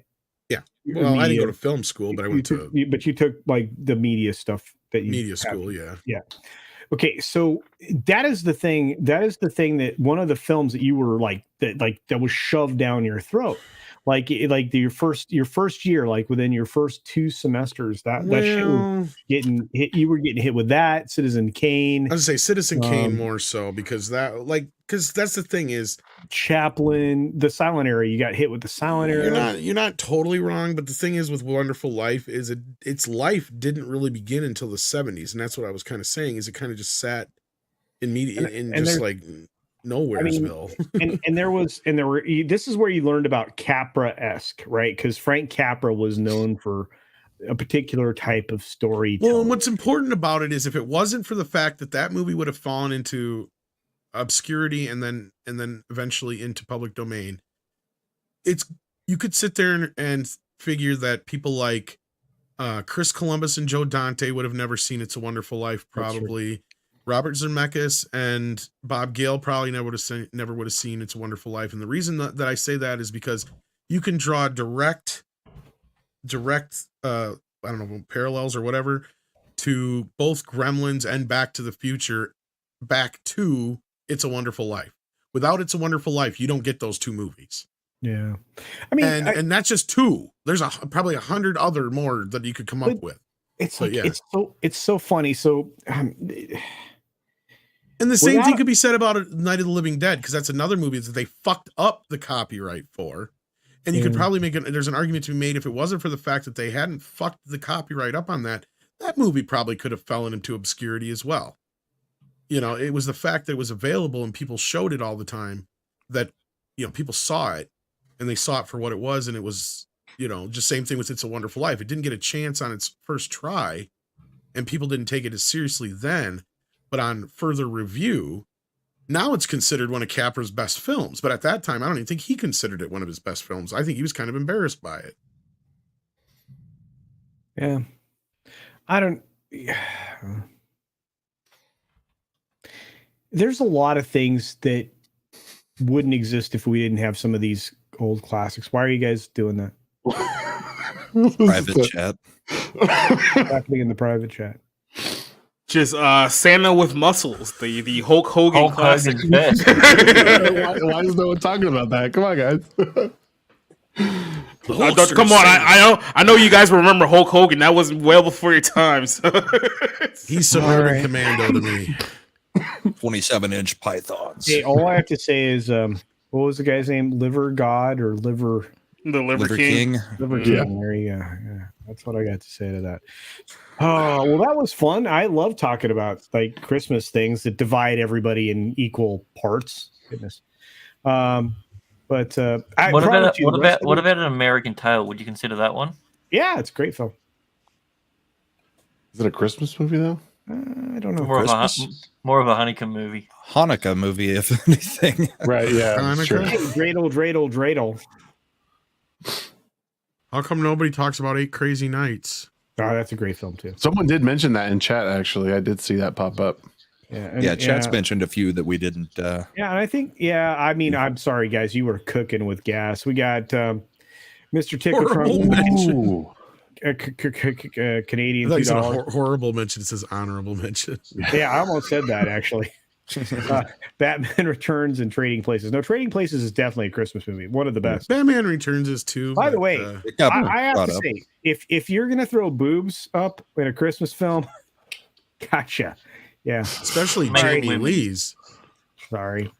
Well, I've seen those before. There was a horror film.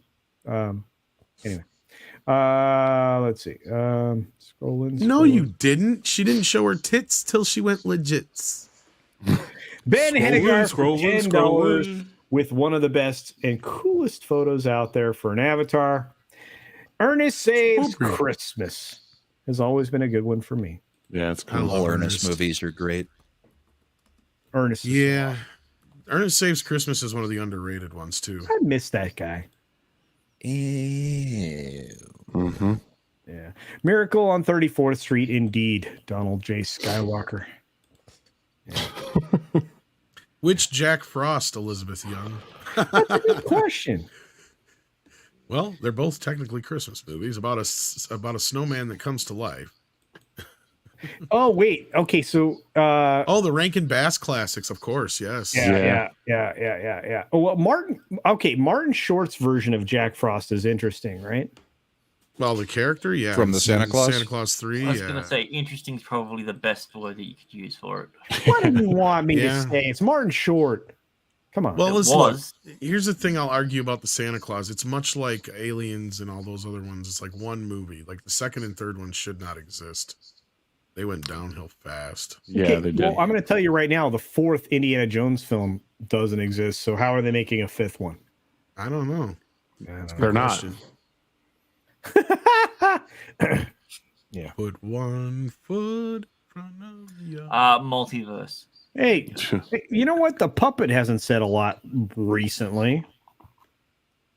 Oh no, I was talking in the chat, but yeah, no, there's some great Christmas examples here. I think everybody's mentioned pretty much all the good ones. I mentioned Edward Scissorhands and Batman Returns earlier. I didn't see anybody else really talk about those ones. Rogue Thinker's art of Disney's Fox Robin Hood is. I know. Don't you love that? Every time I bring that up, I'm like, that's ridiculous. That is cool. It's amazing, right? I know. We got Charlie Brown Christmas and Garfield Christmas. Don't forget Garfield Christmas. Oh, that's a good one.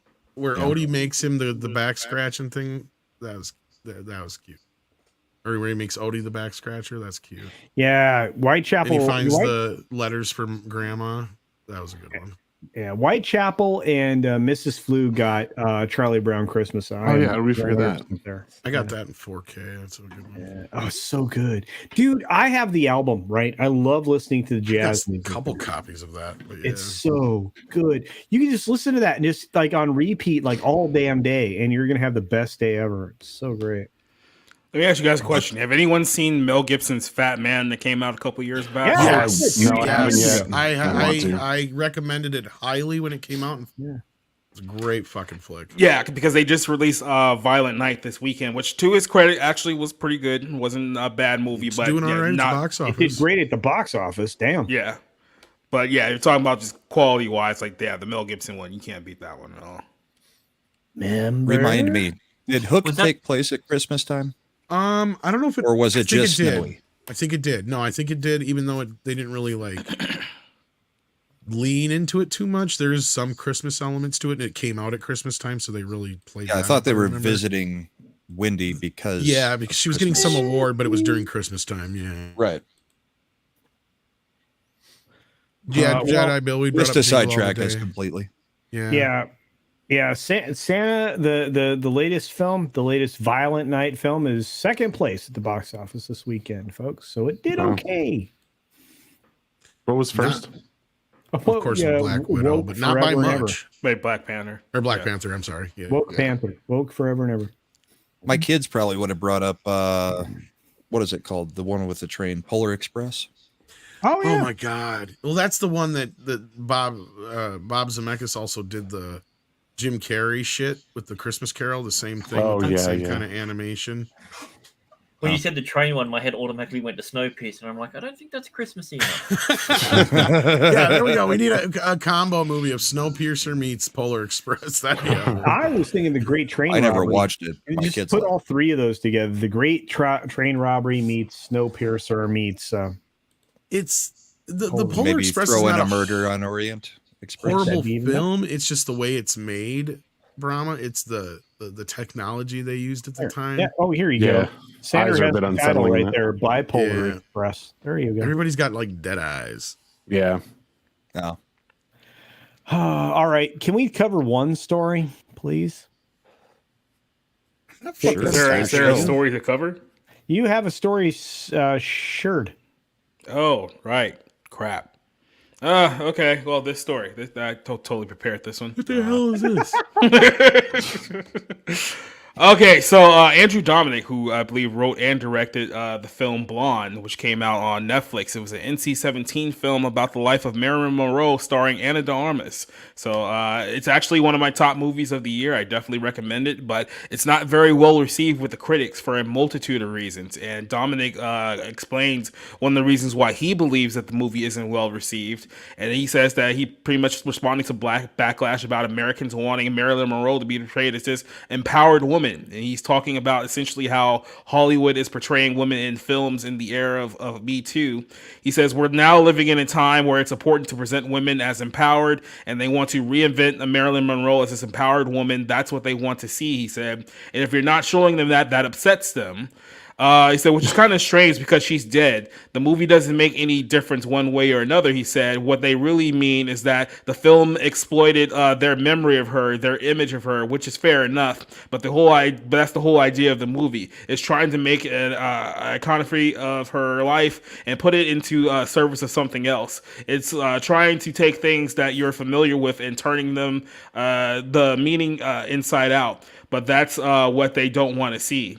Now, here's the thing about the movie, just in case you guys haven't watched the film.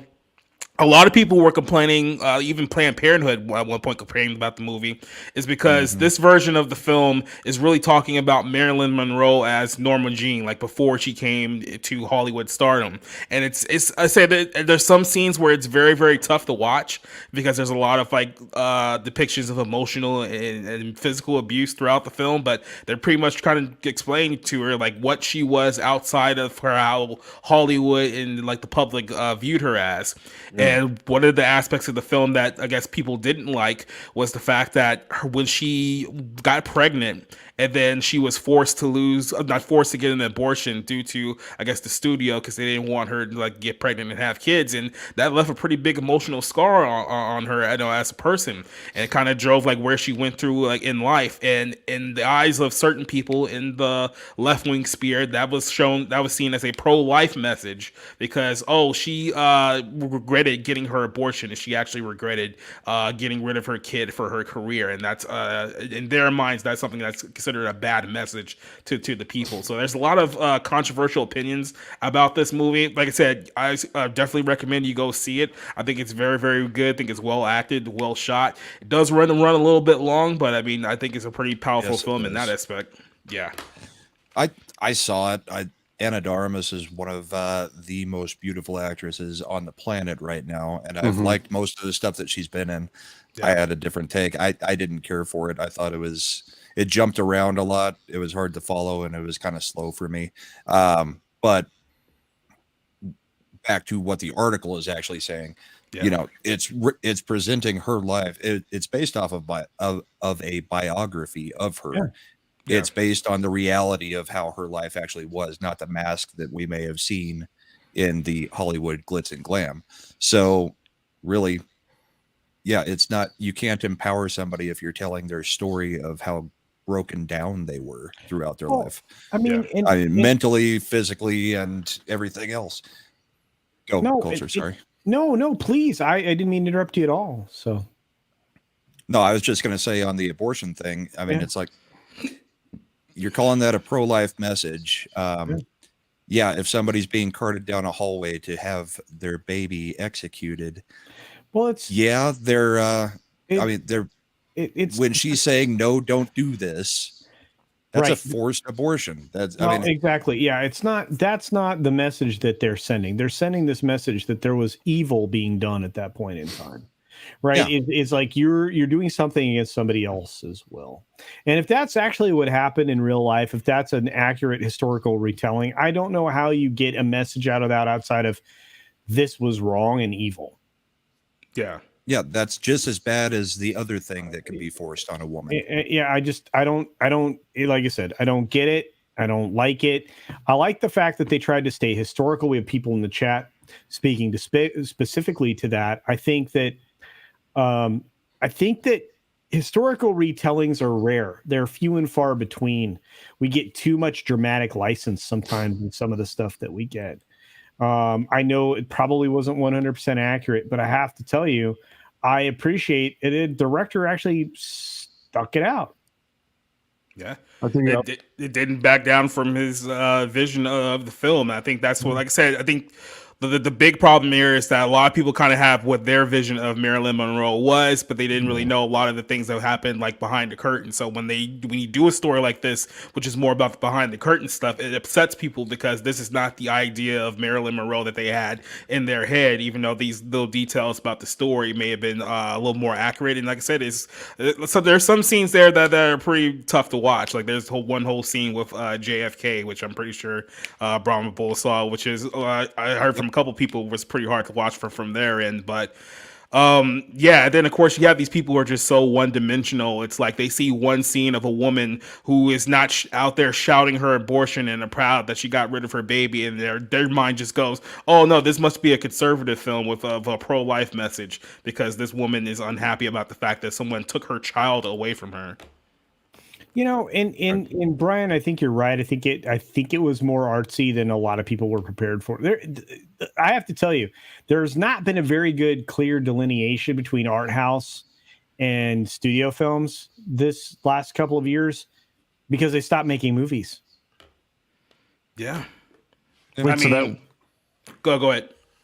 So there's someone in chat saying that it was based on a fictional novel, and then that comment about it being art house. Is it a real account of her life outside of Hollywood, or is it not? Because I believe it's based on the account of the book. But the book, I mean, nobody knows all of it. It wasn't like it was. That information was just given to the biographer. I believe it was researched and put together. So it's not really a biography. It is a fictionalized. Version. It's a what they were able to throw together from stories of her. Yeah, it's not like from like the family or anything like that. So this is a real problem because unless we have like biographical data, like from a what do you call it? A journal, diary, those types of things. I'm not sure, especially from that era, that we would get 100% accuracy. And I understand where everybody's coming from there. Yeah. I don't know. Oh, you asked, I thought you were asking as a question. Like, if you didn't get it from them, then it wouldn't be 100% accurate. Yeah, no, the book, the original, the original novel was based on letters and everything that were passed around. It was based on the real information. It was just probably dramatized. That's what I'm saying. So there was dramatic license. That makes sense. It was never a complete 100% biography, which nothing ever is, and it wasn't a complete fabrication. Just based. It wasn't like an Abe Lincoln Vampire Hunter sort of scenario. Especially if you're dealing with like a dark period in someone's life, like you're never gonna get like a fully, especially if the person's like no longer living. You know, you're never gonna get a fully accurate portraying of that portion of someone's life. Well, I think it also.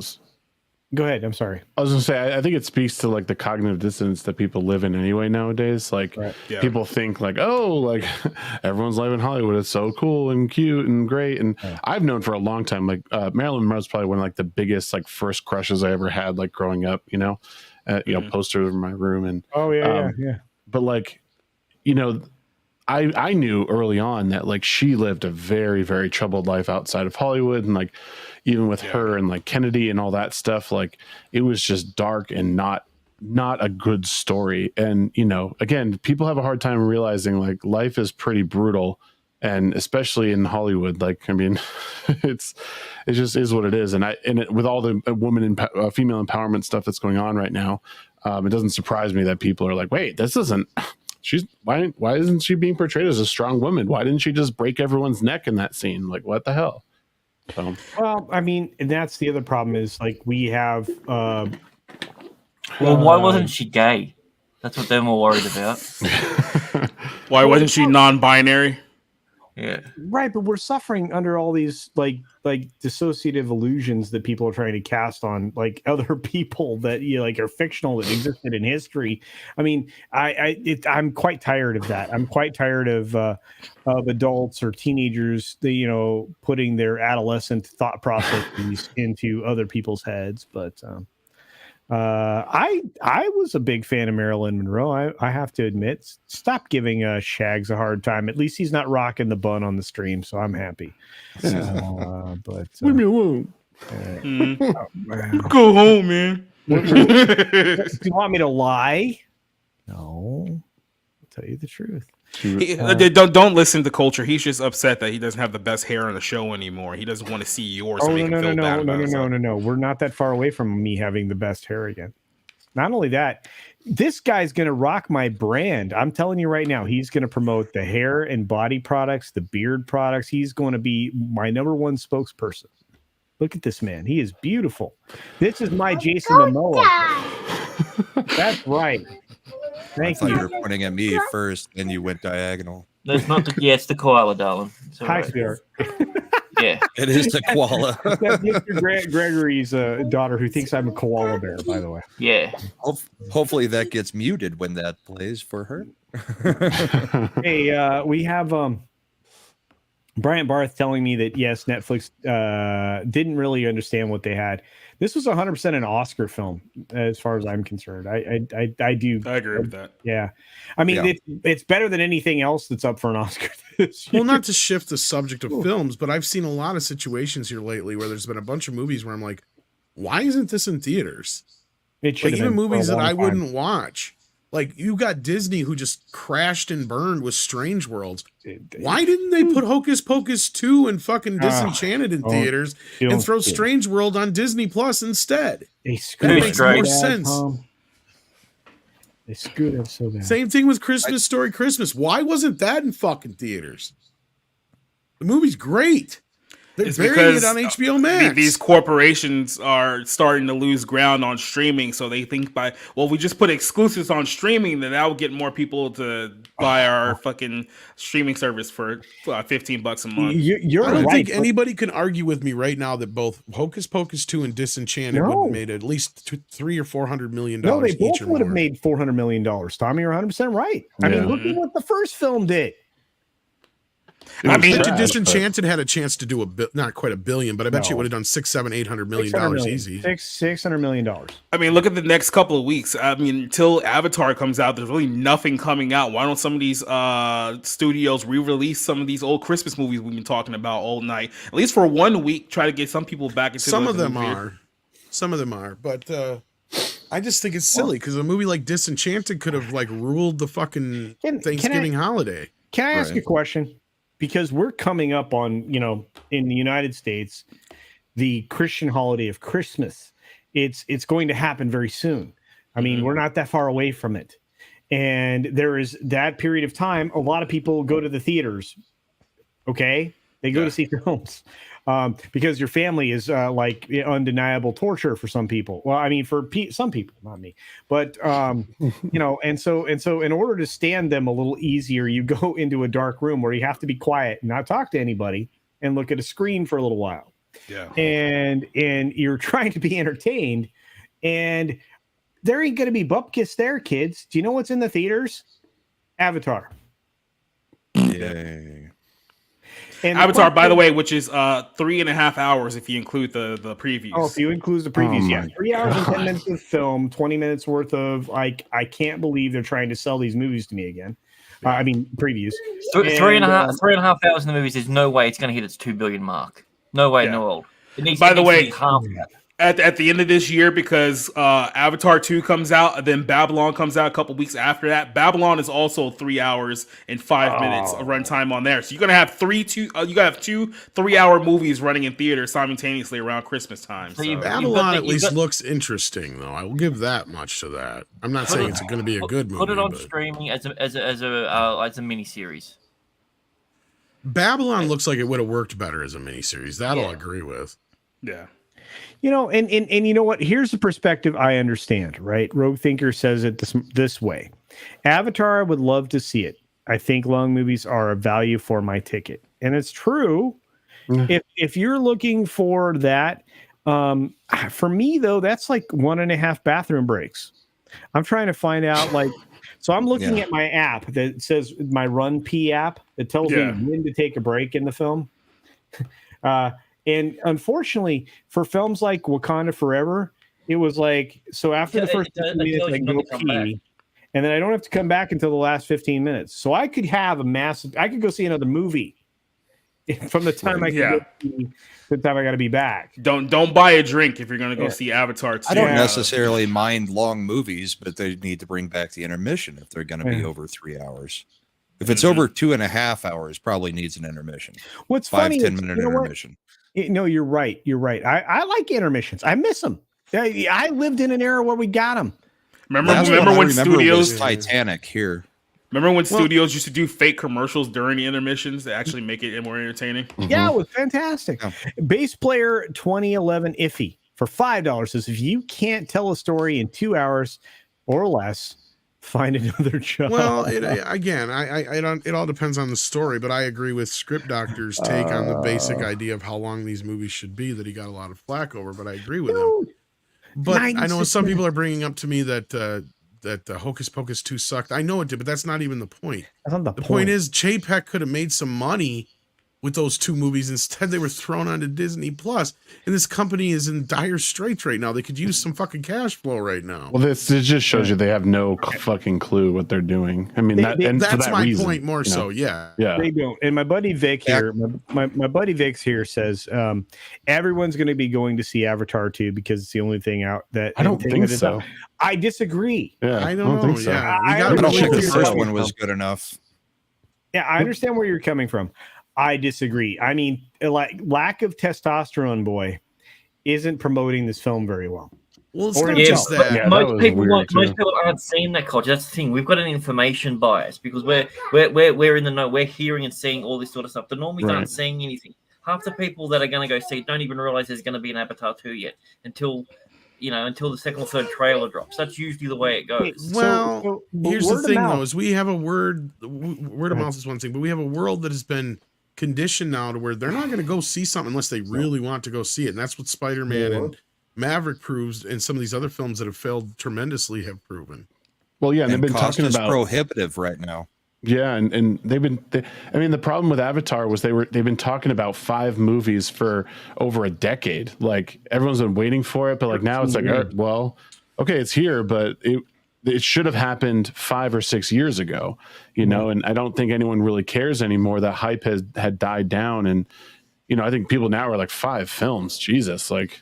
Yeah. I'm still on. Avatar was a hit because it was groundbreaking in the way it looked. Well, there's nothing groundbreaking about seeing the same CGI now, and the story wasn't that great to begin with. So what drives people to this movie outside of it being they're banking on the ocean. The ocean part is definitely a way to get people there. I think it's a cool new setting, but like you're just going to rehash the same story. Company now goes to the ocean to violate that whole area. We got to get together to stop. There's going to be some humans that to try and band together to help them. Like the story's written. Like there's nothing new to tell unless. Oh, and they have to tame some giant monster. Yeah. So I have to say, climate change. Right. No, you're right. Everybody here is right.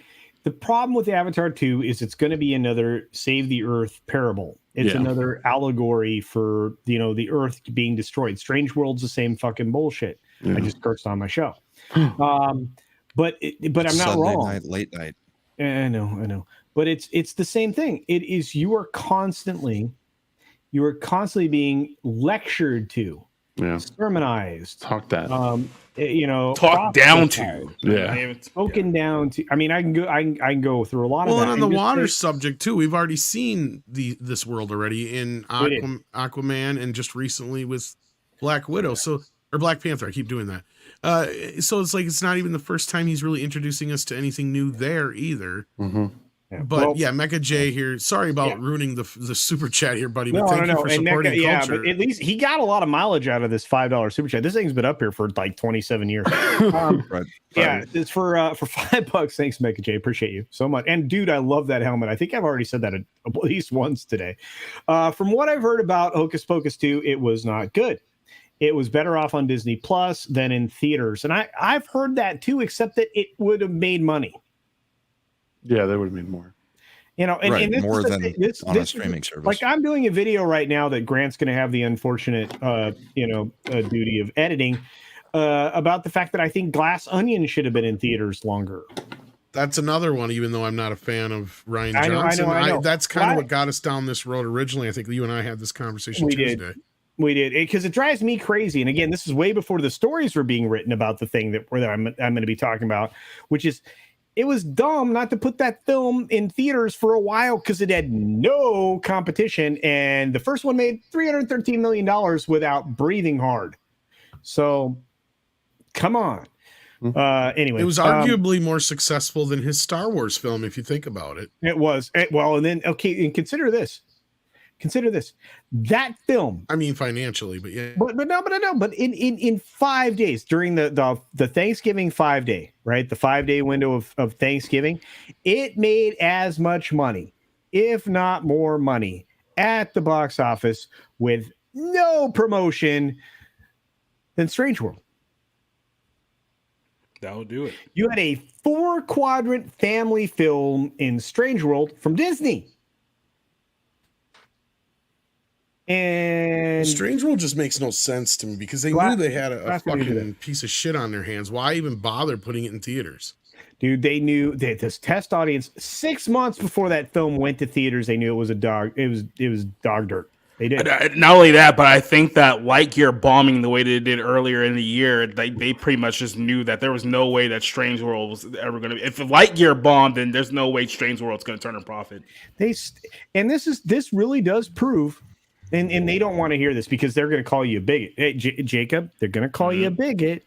Oh, right? Yeah, I've heard that. Instead of recognizing that if you make a Jules Verne-inspired pulp fiction film,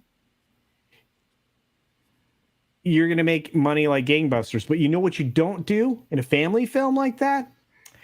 Dump a romance in the middle of it. Okay? Yeah. Disney knows better than that. They've been doing family entertainment since forever. Do you know what they don't have in the middle of the Swiss Family Robinson discovery types of film, the adventure type of film? They don't have a romance in there outside of the relationship between a mother and a father, right? That's it. But it's not romantic. It's not overt. And it's not even close to like anything that's like something you could confuse for that. I thought Right. Swiss Family Robinson did have a romance, or well, it had a love triangle. Mm-hmm. Or So the two what- brothers going after Roberta. No. But that was, again, I mean, it wasn't a major feature, but it overt. was. It was something. in it. Okay, but all ages weren't going to catch on to that. Okay. Okay, gotcha. All right. I get what you're saying. Then. Yeah. And again, adventure stories require require the only one big ask. All good films, and Tom can speak to this, script doctor, Paul Chatto, anybody who's involved in the industry, you ask for one big ask. You can keep asking on the same big ask forever. I'm going to give you an example. Everybody here probably saw The Martian. The Martian had one big ask. That was it.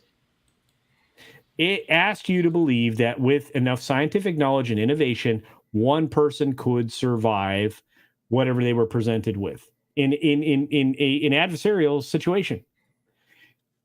And I thought then you were they talking went about back Ridley to that- Scott for a minute because I thought you said ass. No, Ass. adversarial. Adversarial. No, you And said then- ask, No, ask. not ass. Yeah, Ass. I'm gonna. Okay, ask. Soul Assassin thought the same thing. Anyway, but what they kept doing in that film is dipping into that same well. This guy just got his shit got blowed up. He had to unfuzzle it one more time and create a whole other situation. And then his shit got blowed up and he had to innovate the same way, but they went back to the same well. And what was the line in there? I'm going to have to science the shit out of this. Right? And that was essentially the baseline for that entire film. That's how you put it together. Strange World didn't do any of those things. No, it gave you a whole lot of other stories. They gave you an allegory for save the planet, because that's all that shit was about. It was the least deft way to convey that story. I'm not sure about the connection of the two there, but okay. No, okay. Thanks, Tom. Thanks for being on the lost show. the narrative there. I'm sorry. I don't care. Anyway, thanks, Mecha J, for the $5 thing. I'm done. Forgot where it started. No, I just don't care anymore. I mean, I Hey care guys, about what I Mecha J. miss?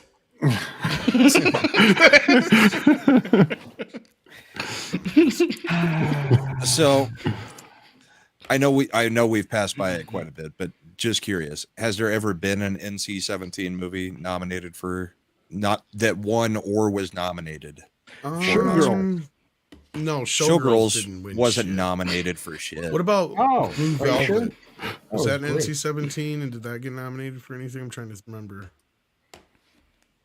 I mean, And this is going we're in back the to age the where they don't even everybody's like, saying it was Oscar bait. I seriously doubt an NC-17 is ever. yeah, because I mean, cause the problem is that most theaters still don't even play NC-17 movies, and isn't like the Oscar rule that your movie has to be out for like a week or something like that in theaters in order to qualify. Well, okay, but I'm going to say this.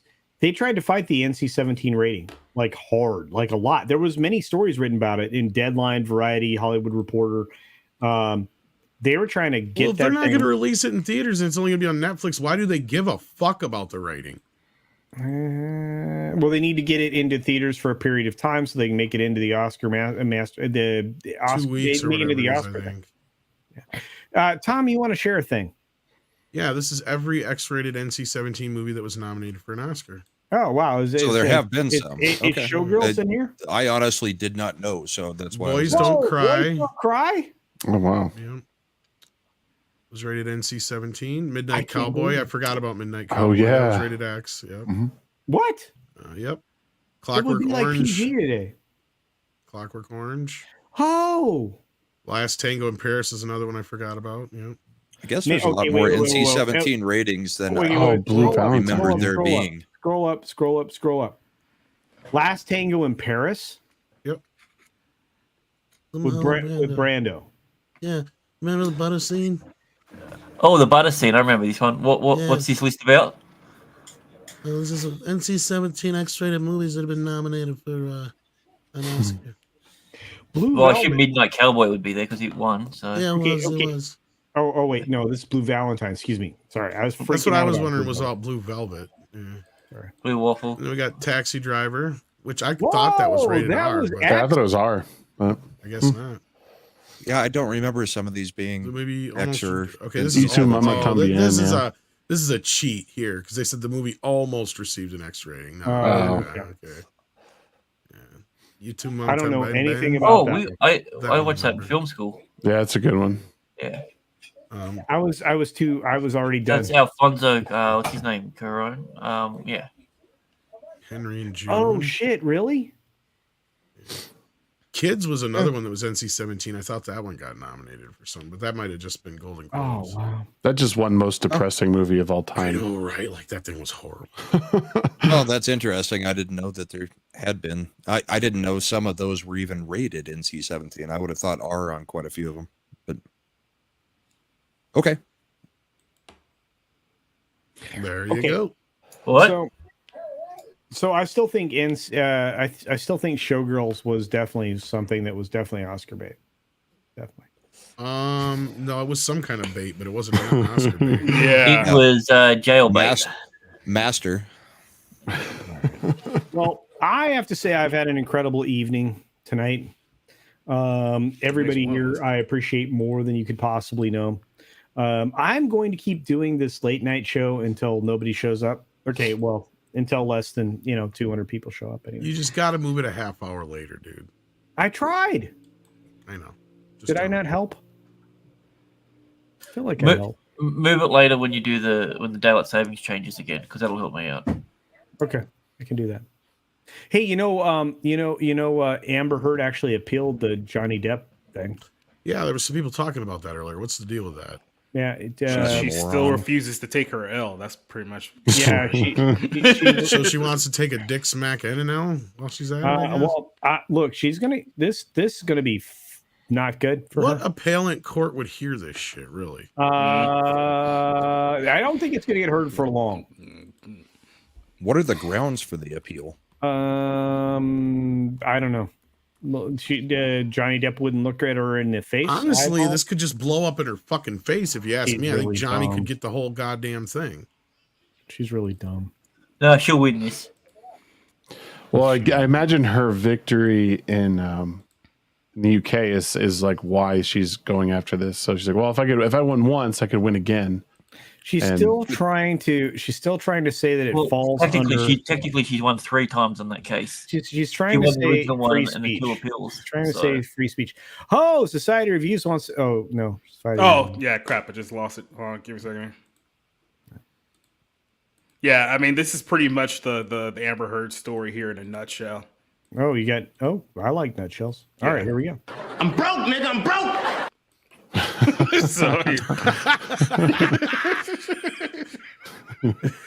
Speaking of stand-up comedians that are amazing, fucking Dave Chappelle, man, talk about a fucking machine, man. You guys realize that's a bad word, right? It usually is, but Dave Chappelle said it, so it's okay. What's the bad word? Machine. I'm not gonna fall for that one, Grant. Not again. Well, you said Dave Chappelle's a machine, and then Culture said, you can't say that. I'm like, what's wrong with machine? Oh well, I'm so in trouble. I said, Chip, no, but it was too late. Chip already took off. The other guy didn't even know he was racing. It's one of my favorite bits of his. Why? Cops pull us over, and he goes up. He goes, "You have any idea how fast you were going?" And Chip goes, "I can't believe this. I'll tell you right now." He goes, "I'm sorry, officer. I didn't know I couldn't do that." I see a lot of you out there just like, Yeah, it's because as a black man, we know you can't do that shit. I didn't know I couldn't do that. I couldn't. And so the cop left, and I turned to him. I said, Chip, I couldn't know. I couldn't do that. He's like, yeah, that was funny, wasn't it, Dave? Because I did know I couldn't do that. And that's the story. I know it's amazing to some of you people, but you're just like, I didn't know I couldn't do that. I'm not finishing because I get too far into the swear words and stuff, so I can't say it. Oh, come on, there's the N word coming up. I need to hear you say it. There's too many of them. I can't keep going. I'm Rick James, bitch. I'm so canceled. All right. Well, on the bottom row, we're gonna say goodnight to one of my favorite puppet people. Well, wait. You chase them Black away. people know not to talk to the cops when you're high. That's a waste of weed. So on the bottom row is my hetero life mate and my bald friend, Tom Connors of Midnight's Ed. Ed? Midnight's Ed, apparently. Midnight Ed. Don't watch this Tom Connors fool. I heard he's crazy and transphobic and all that shit. John Cusack does not like him. Yeah, John Cusack hates me. He doesn't like me a lot, Tom. Lloyd Dobler hates me now. Dude, That one still hurts because I really loved his films. You went out there swinging, and I came in behind you, and he doesn't like either of us anymore. At first, Brahma, I felt the same way, but then I'm like, you know what? I stopped to think about it. He really only has like 5 good movies that he's the star of. Otherwise, the good shit is mostly, Grosse Say Pointe anything, Blank, better off Say dead. Anything, Better Off Dead, One Crazy Summer, Sure Thing. I really liked 1408. I didn't mind the song. I don't care for that one, but I love 1408. Some people do. That's what I'm saying. He really only has like a handful. Let's be real. Well, sometimes ladies like a handful. Anyway, thank you, Tom, for being here tonight. I appreciate you, brother. I'll see y'all in the morning. It'll feel better in the morning, probably. I hope so. Put some salve on it. Anyway, Mr. Grant. Mr. Grant Gregory, thank you for being our representation and also from being Australian and for being my editor and producer and general all good guy. I wouldn't say that, but yeah, you're welcome. But yeah, so basically what I learned from today's lesson was that American Tail is the best Christmas movie, confirmed. Hanukkah movie. Yeah. Same thing. Well, I mean, it makes sense. It makes sense that you're a fan of the Hanukkah films. So, okay.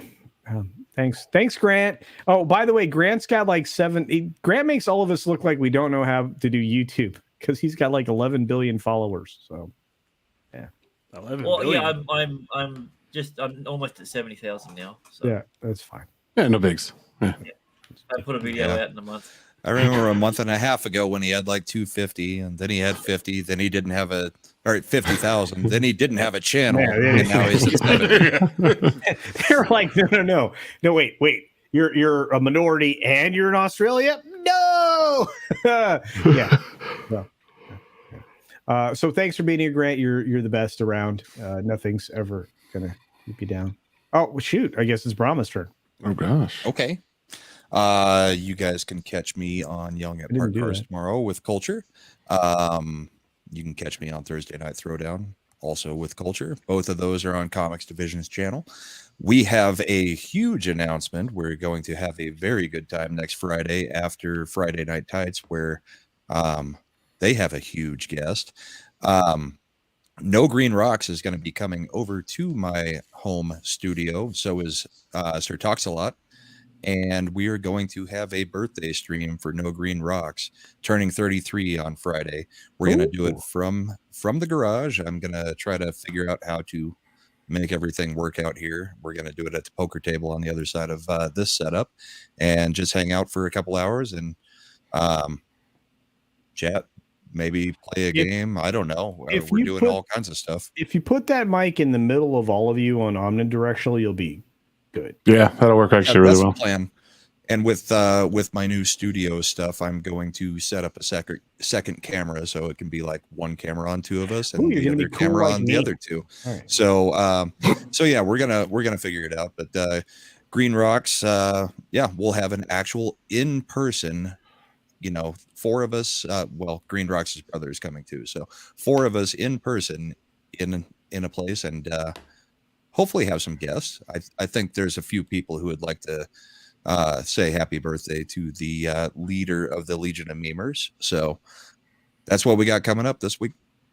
Thank you, everybody in chat, for being here. It was a great night doing all the Christmas movies. You guys contributed a lot.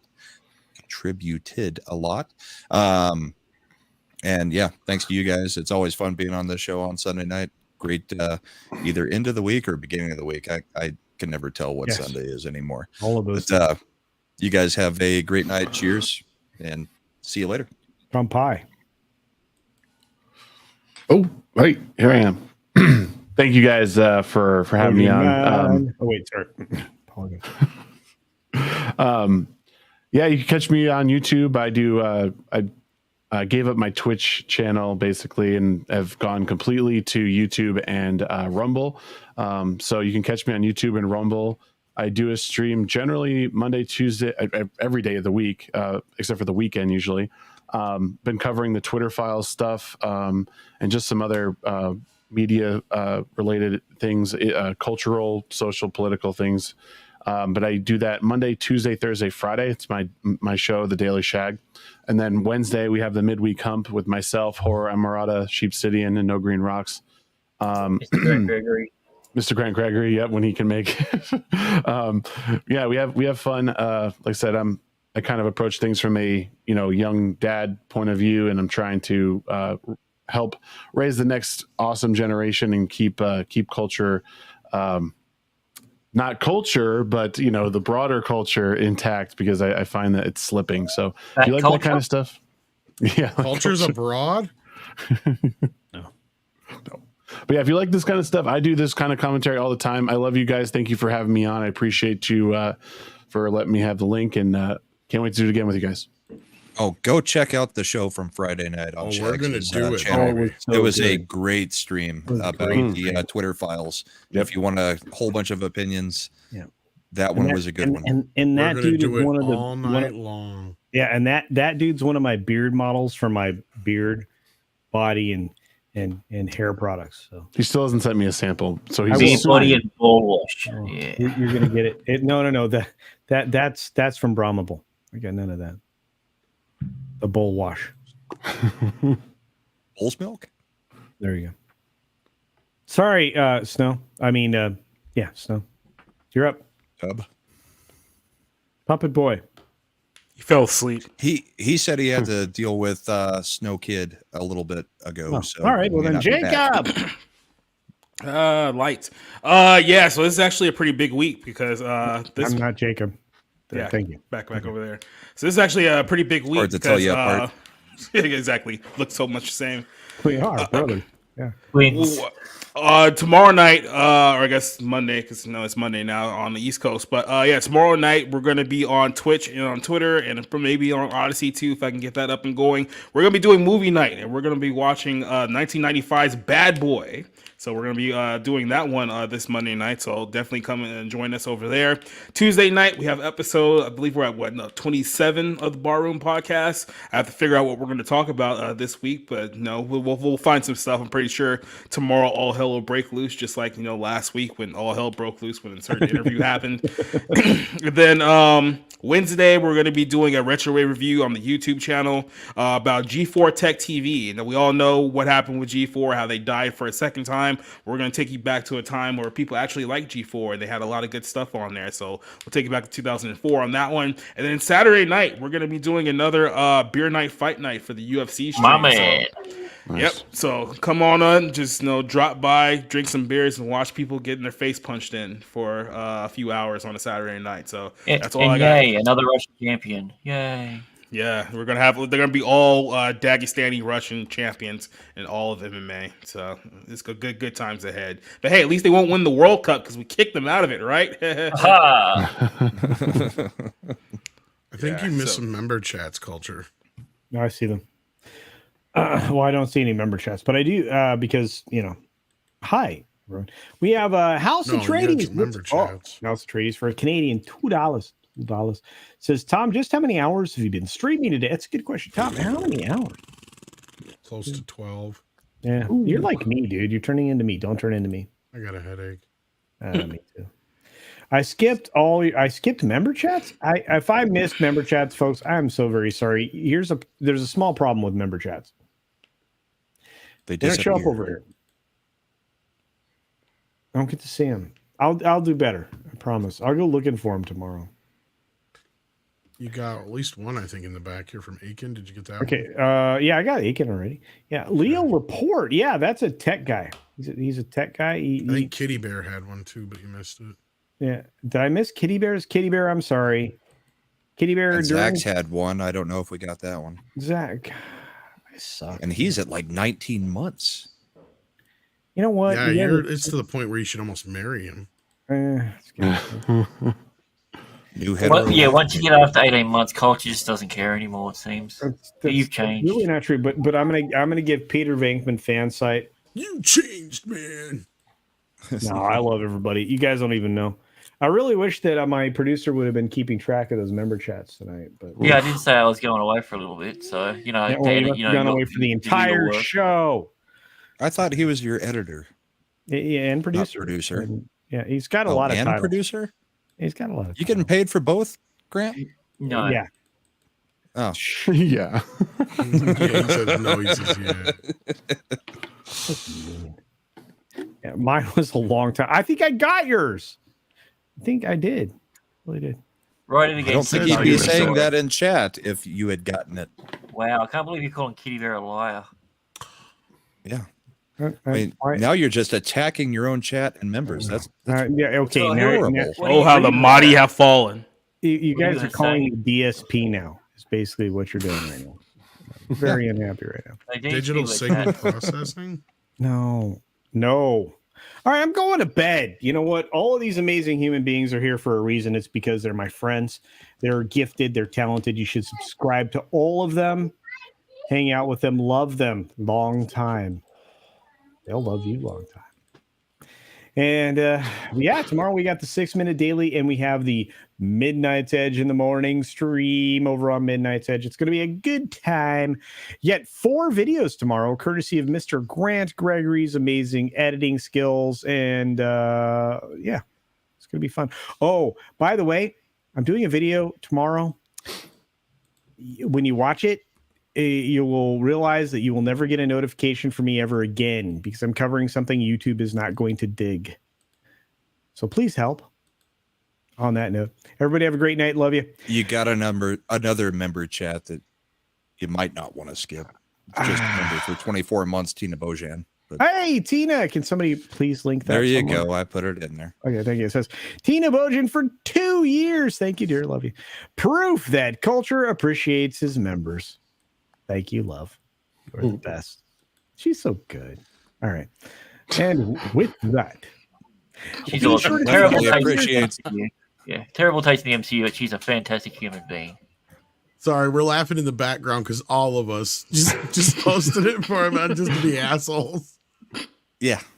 Take care of yourself. Take care of others. And the fact that he likes everybody else's members. So it is a member chat. I give up.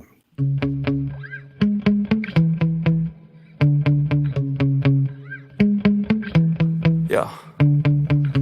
Sometimes I get so mad, there's no controlling me. My thoughts get so bad, I'm like, I might grab a bat, I don't know. My wrath, my blood boils over like, oh God, here goes. I lost all feeling from my head to my toes. You said some shit that I can't let go, so just stay tuned for the rest of the show. So have you ever felt betrayed? Switches how you see things, realize something needs change. Cause I know you got me fucked up, let me show you what's up. Cause enough is enough. I'll take a face full of pavement just to make a statement. I know there's no turning back. Oh God, adrenaline wasted, so mad I can taste it. I know there's no turning back. Oh yeah, I ain't making mistakes like that. I'll play it on your face to make you go take it back.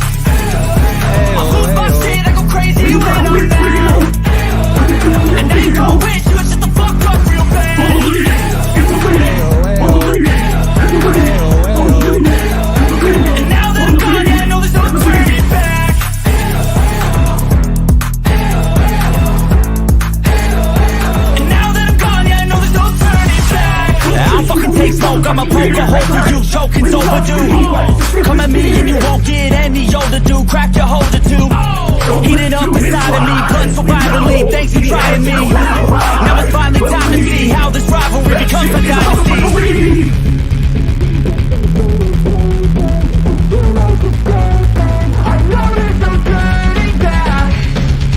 Oh God, adrenaline wasted, so mad I can taste it. I know there's no turning back.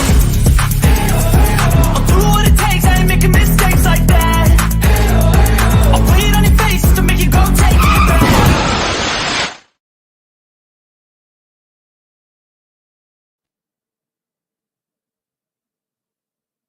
Hey guys, what's going on? Did you have a good show? Yeah. I feel good. I feel like you made a great debut tonight, Shags. Thanks for joining us. Tom, in the future, could you try to find a voice that people will understand at the end credits? Because I think that would be better. Yeah, because it came all kind of garbled. I mean, did you notice that, Shags? Yeah, I did. You gotta believe in the weave. Something wrong with you, bro. Something very wrong with you. Neighbors bothering you with their loud music? Your boss or coworker harassing you? Wait, what? Who said that? Maybe you have a roommate who cries in their sleep. Bully Mays here with a solution that proves every problem has a mortality rate. Introducing Shank Crate, your all-in-one monthly subscription box that can take care of those in-your-face issues. Each box contains new and unique materials for you to build your very own custom shank. Oh my gosh. And for your protection, the contents of each box are totally secret until you receive it. And not only does it create solutions, it also serves as a creative outlet, like an adult form of Lego. Oh, yeah. Right? That is a literal knife's edge. Maybe you, like some of our other customers, have questions. Can I bring it to school? Who's ever heard of a pencil not being allowed at school? Can you store it in a pocket? Absolutely. What if you don't, have any pockets? Your discretion. Whether you're conscientious about the earth or just not opposed to being a good steward of the environment, each Shank Crate and its contents are made of 100% recycled materials to make sure we're environmentally friendly. And if you order now, we'll be extra sensitive to the environment and keep all the original fingerprints on the items for your convenience. All for the low cost of $19.99 a month. Call 626-831-9333 to get your Shank Crates today. If you call now and secure your monthly subscription for only $19.99, you'll get your very own alibi insurance for those slightly stickier situations. But wait again, there's even more. To be inclusive, culturally respectful, and as patriotic as possible, each monthly box is themed after a unique prison in the US of A. So call 626-831-9333 now to get your very own unique, patriotic, and environmentally friendly Shank Crate with your own personal alibi insurance.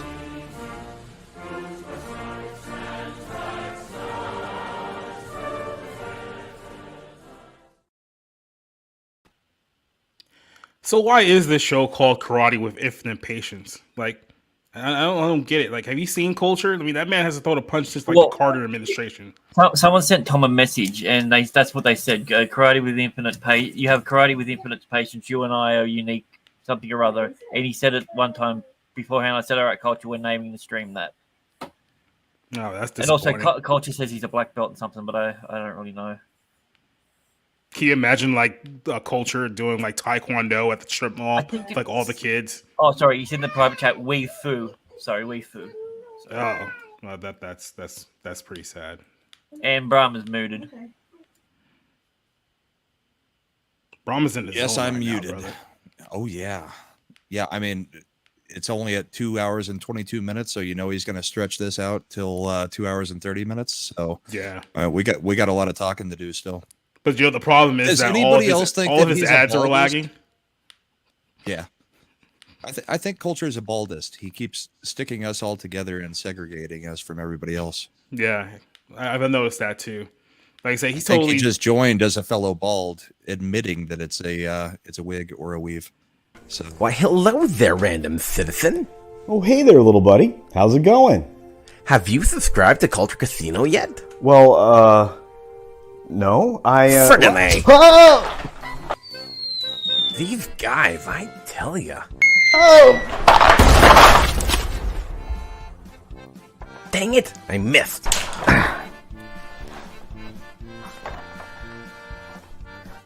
Why won't these guys just subscribe already?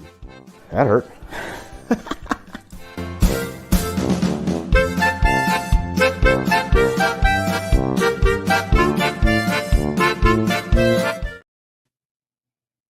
Snow, you back? How you doing, bro? Pretty good show, right? Think you brought it tonight. Got to talk about some good stuff. Appreciate you, man. Really do.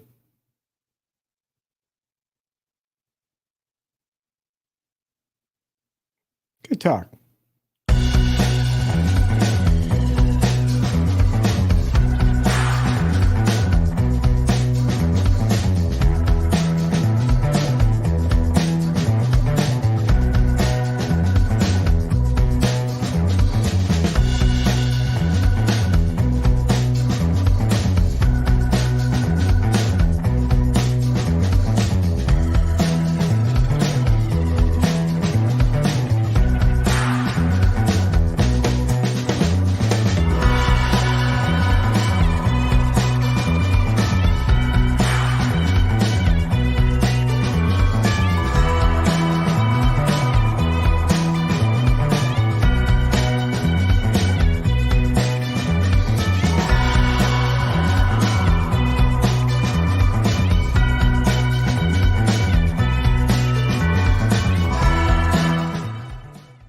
To give you up, never gonna let you down, never gonna run around. And first, you never gonna make you cry, never gonna say goodbye, never gonna tell a lie, you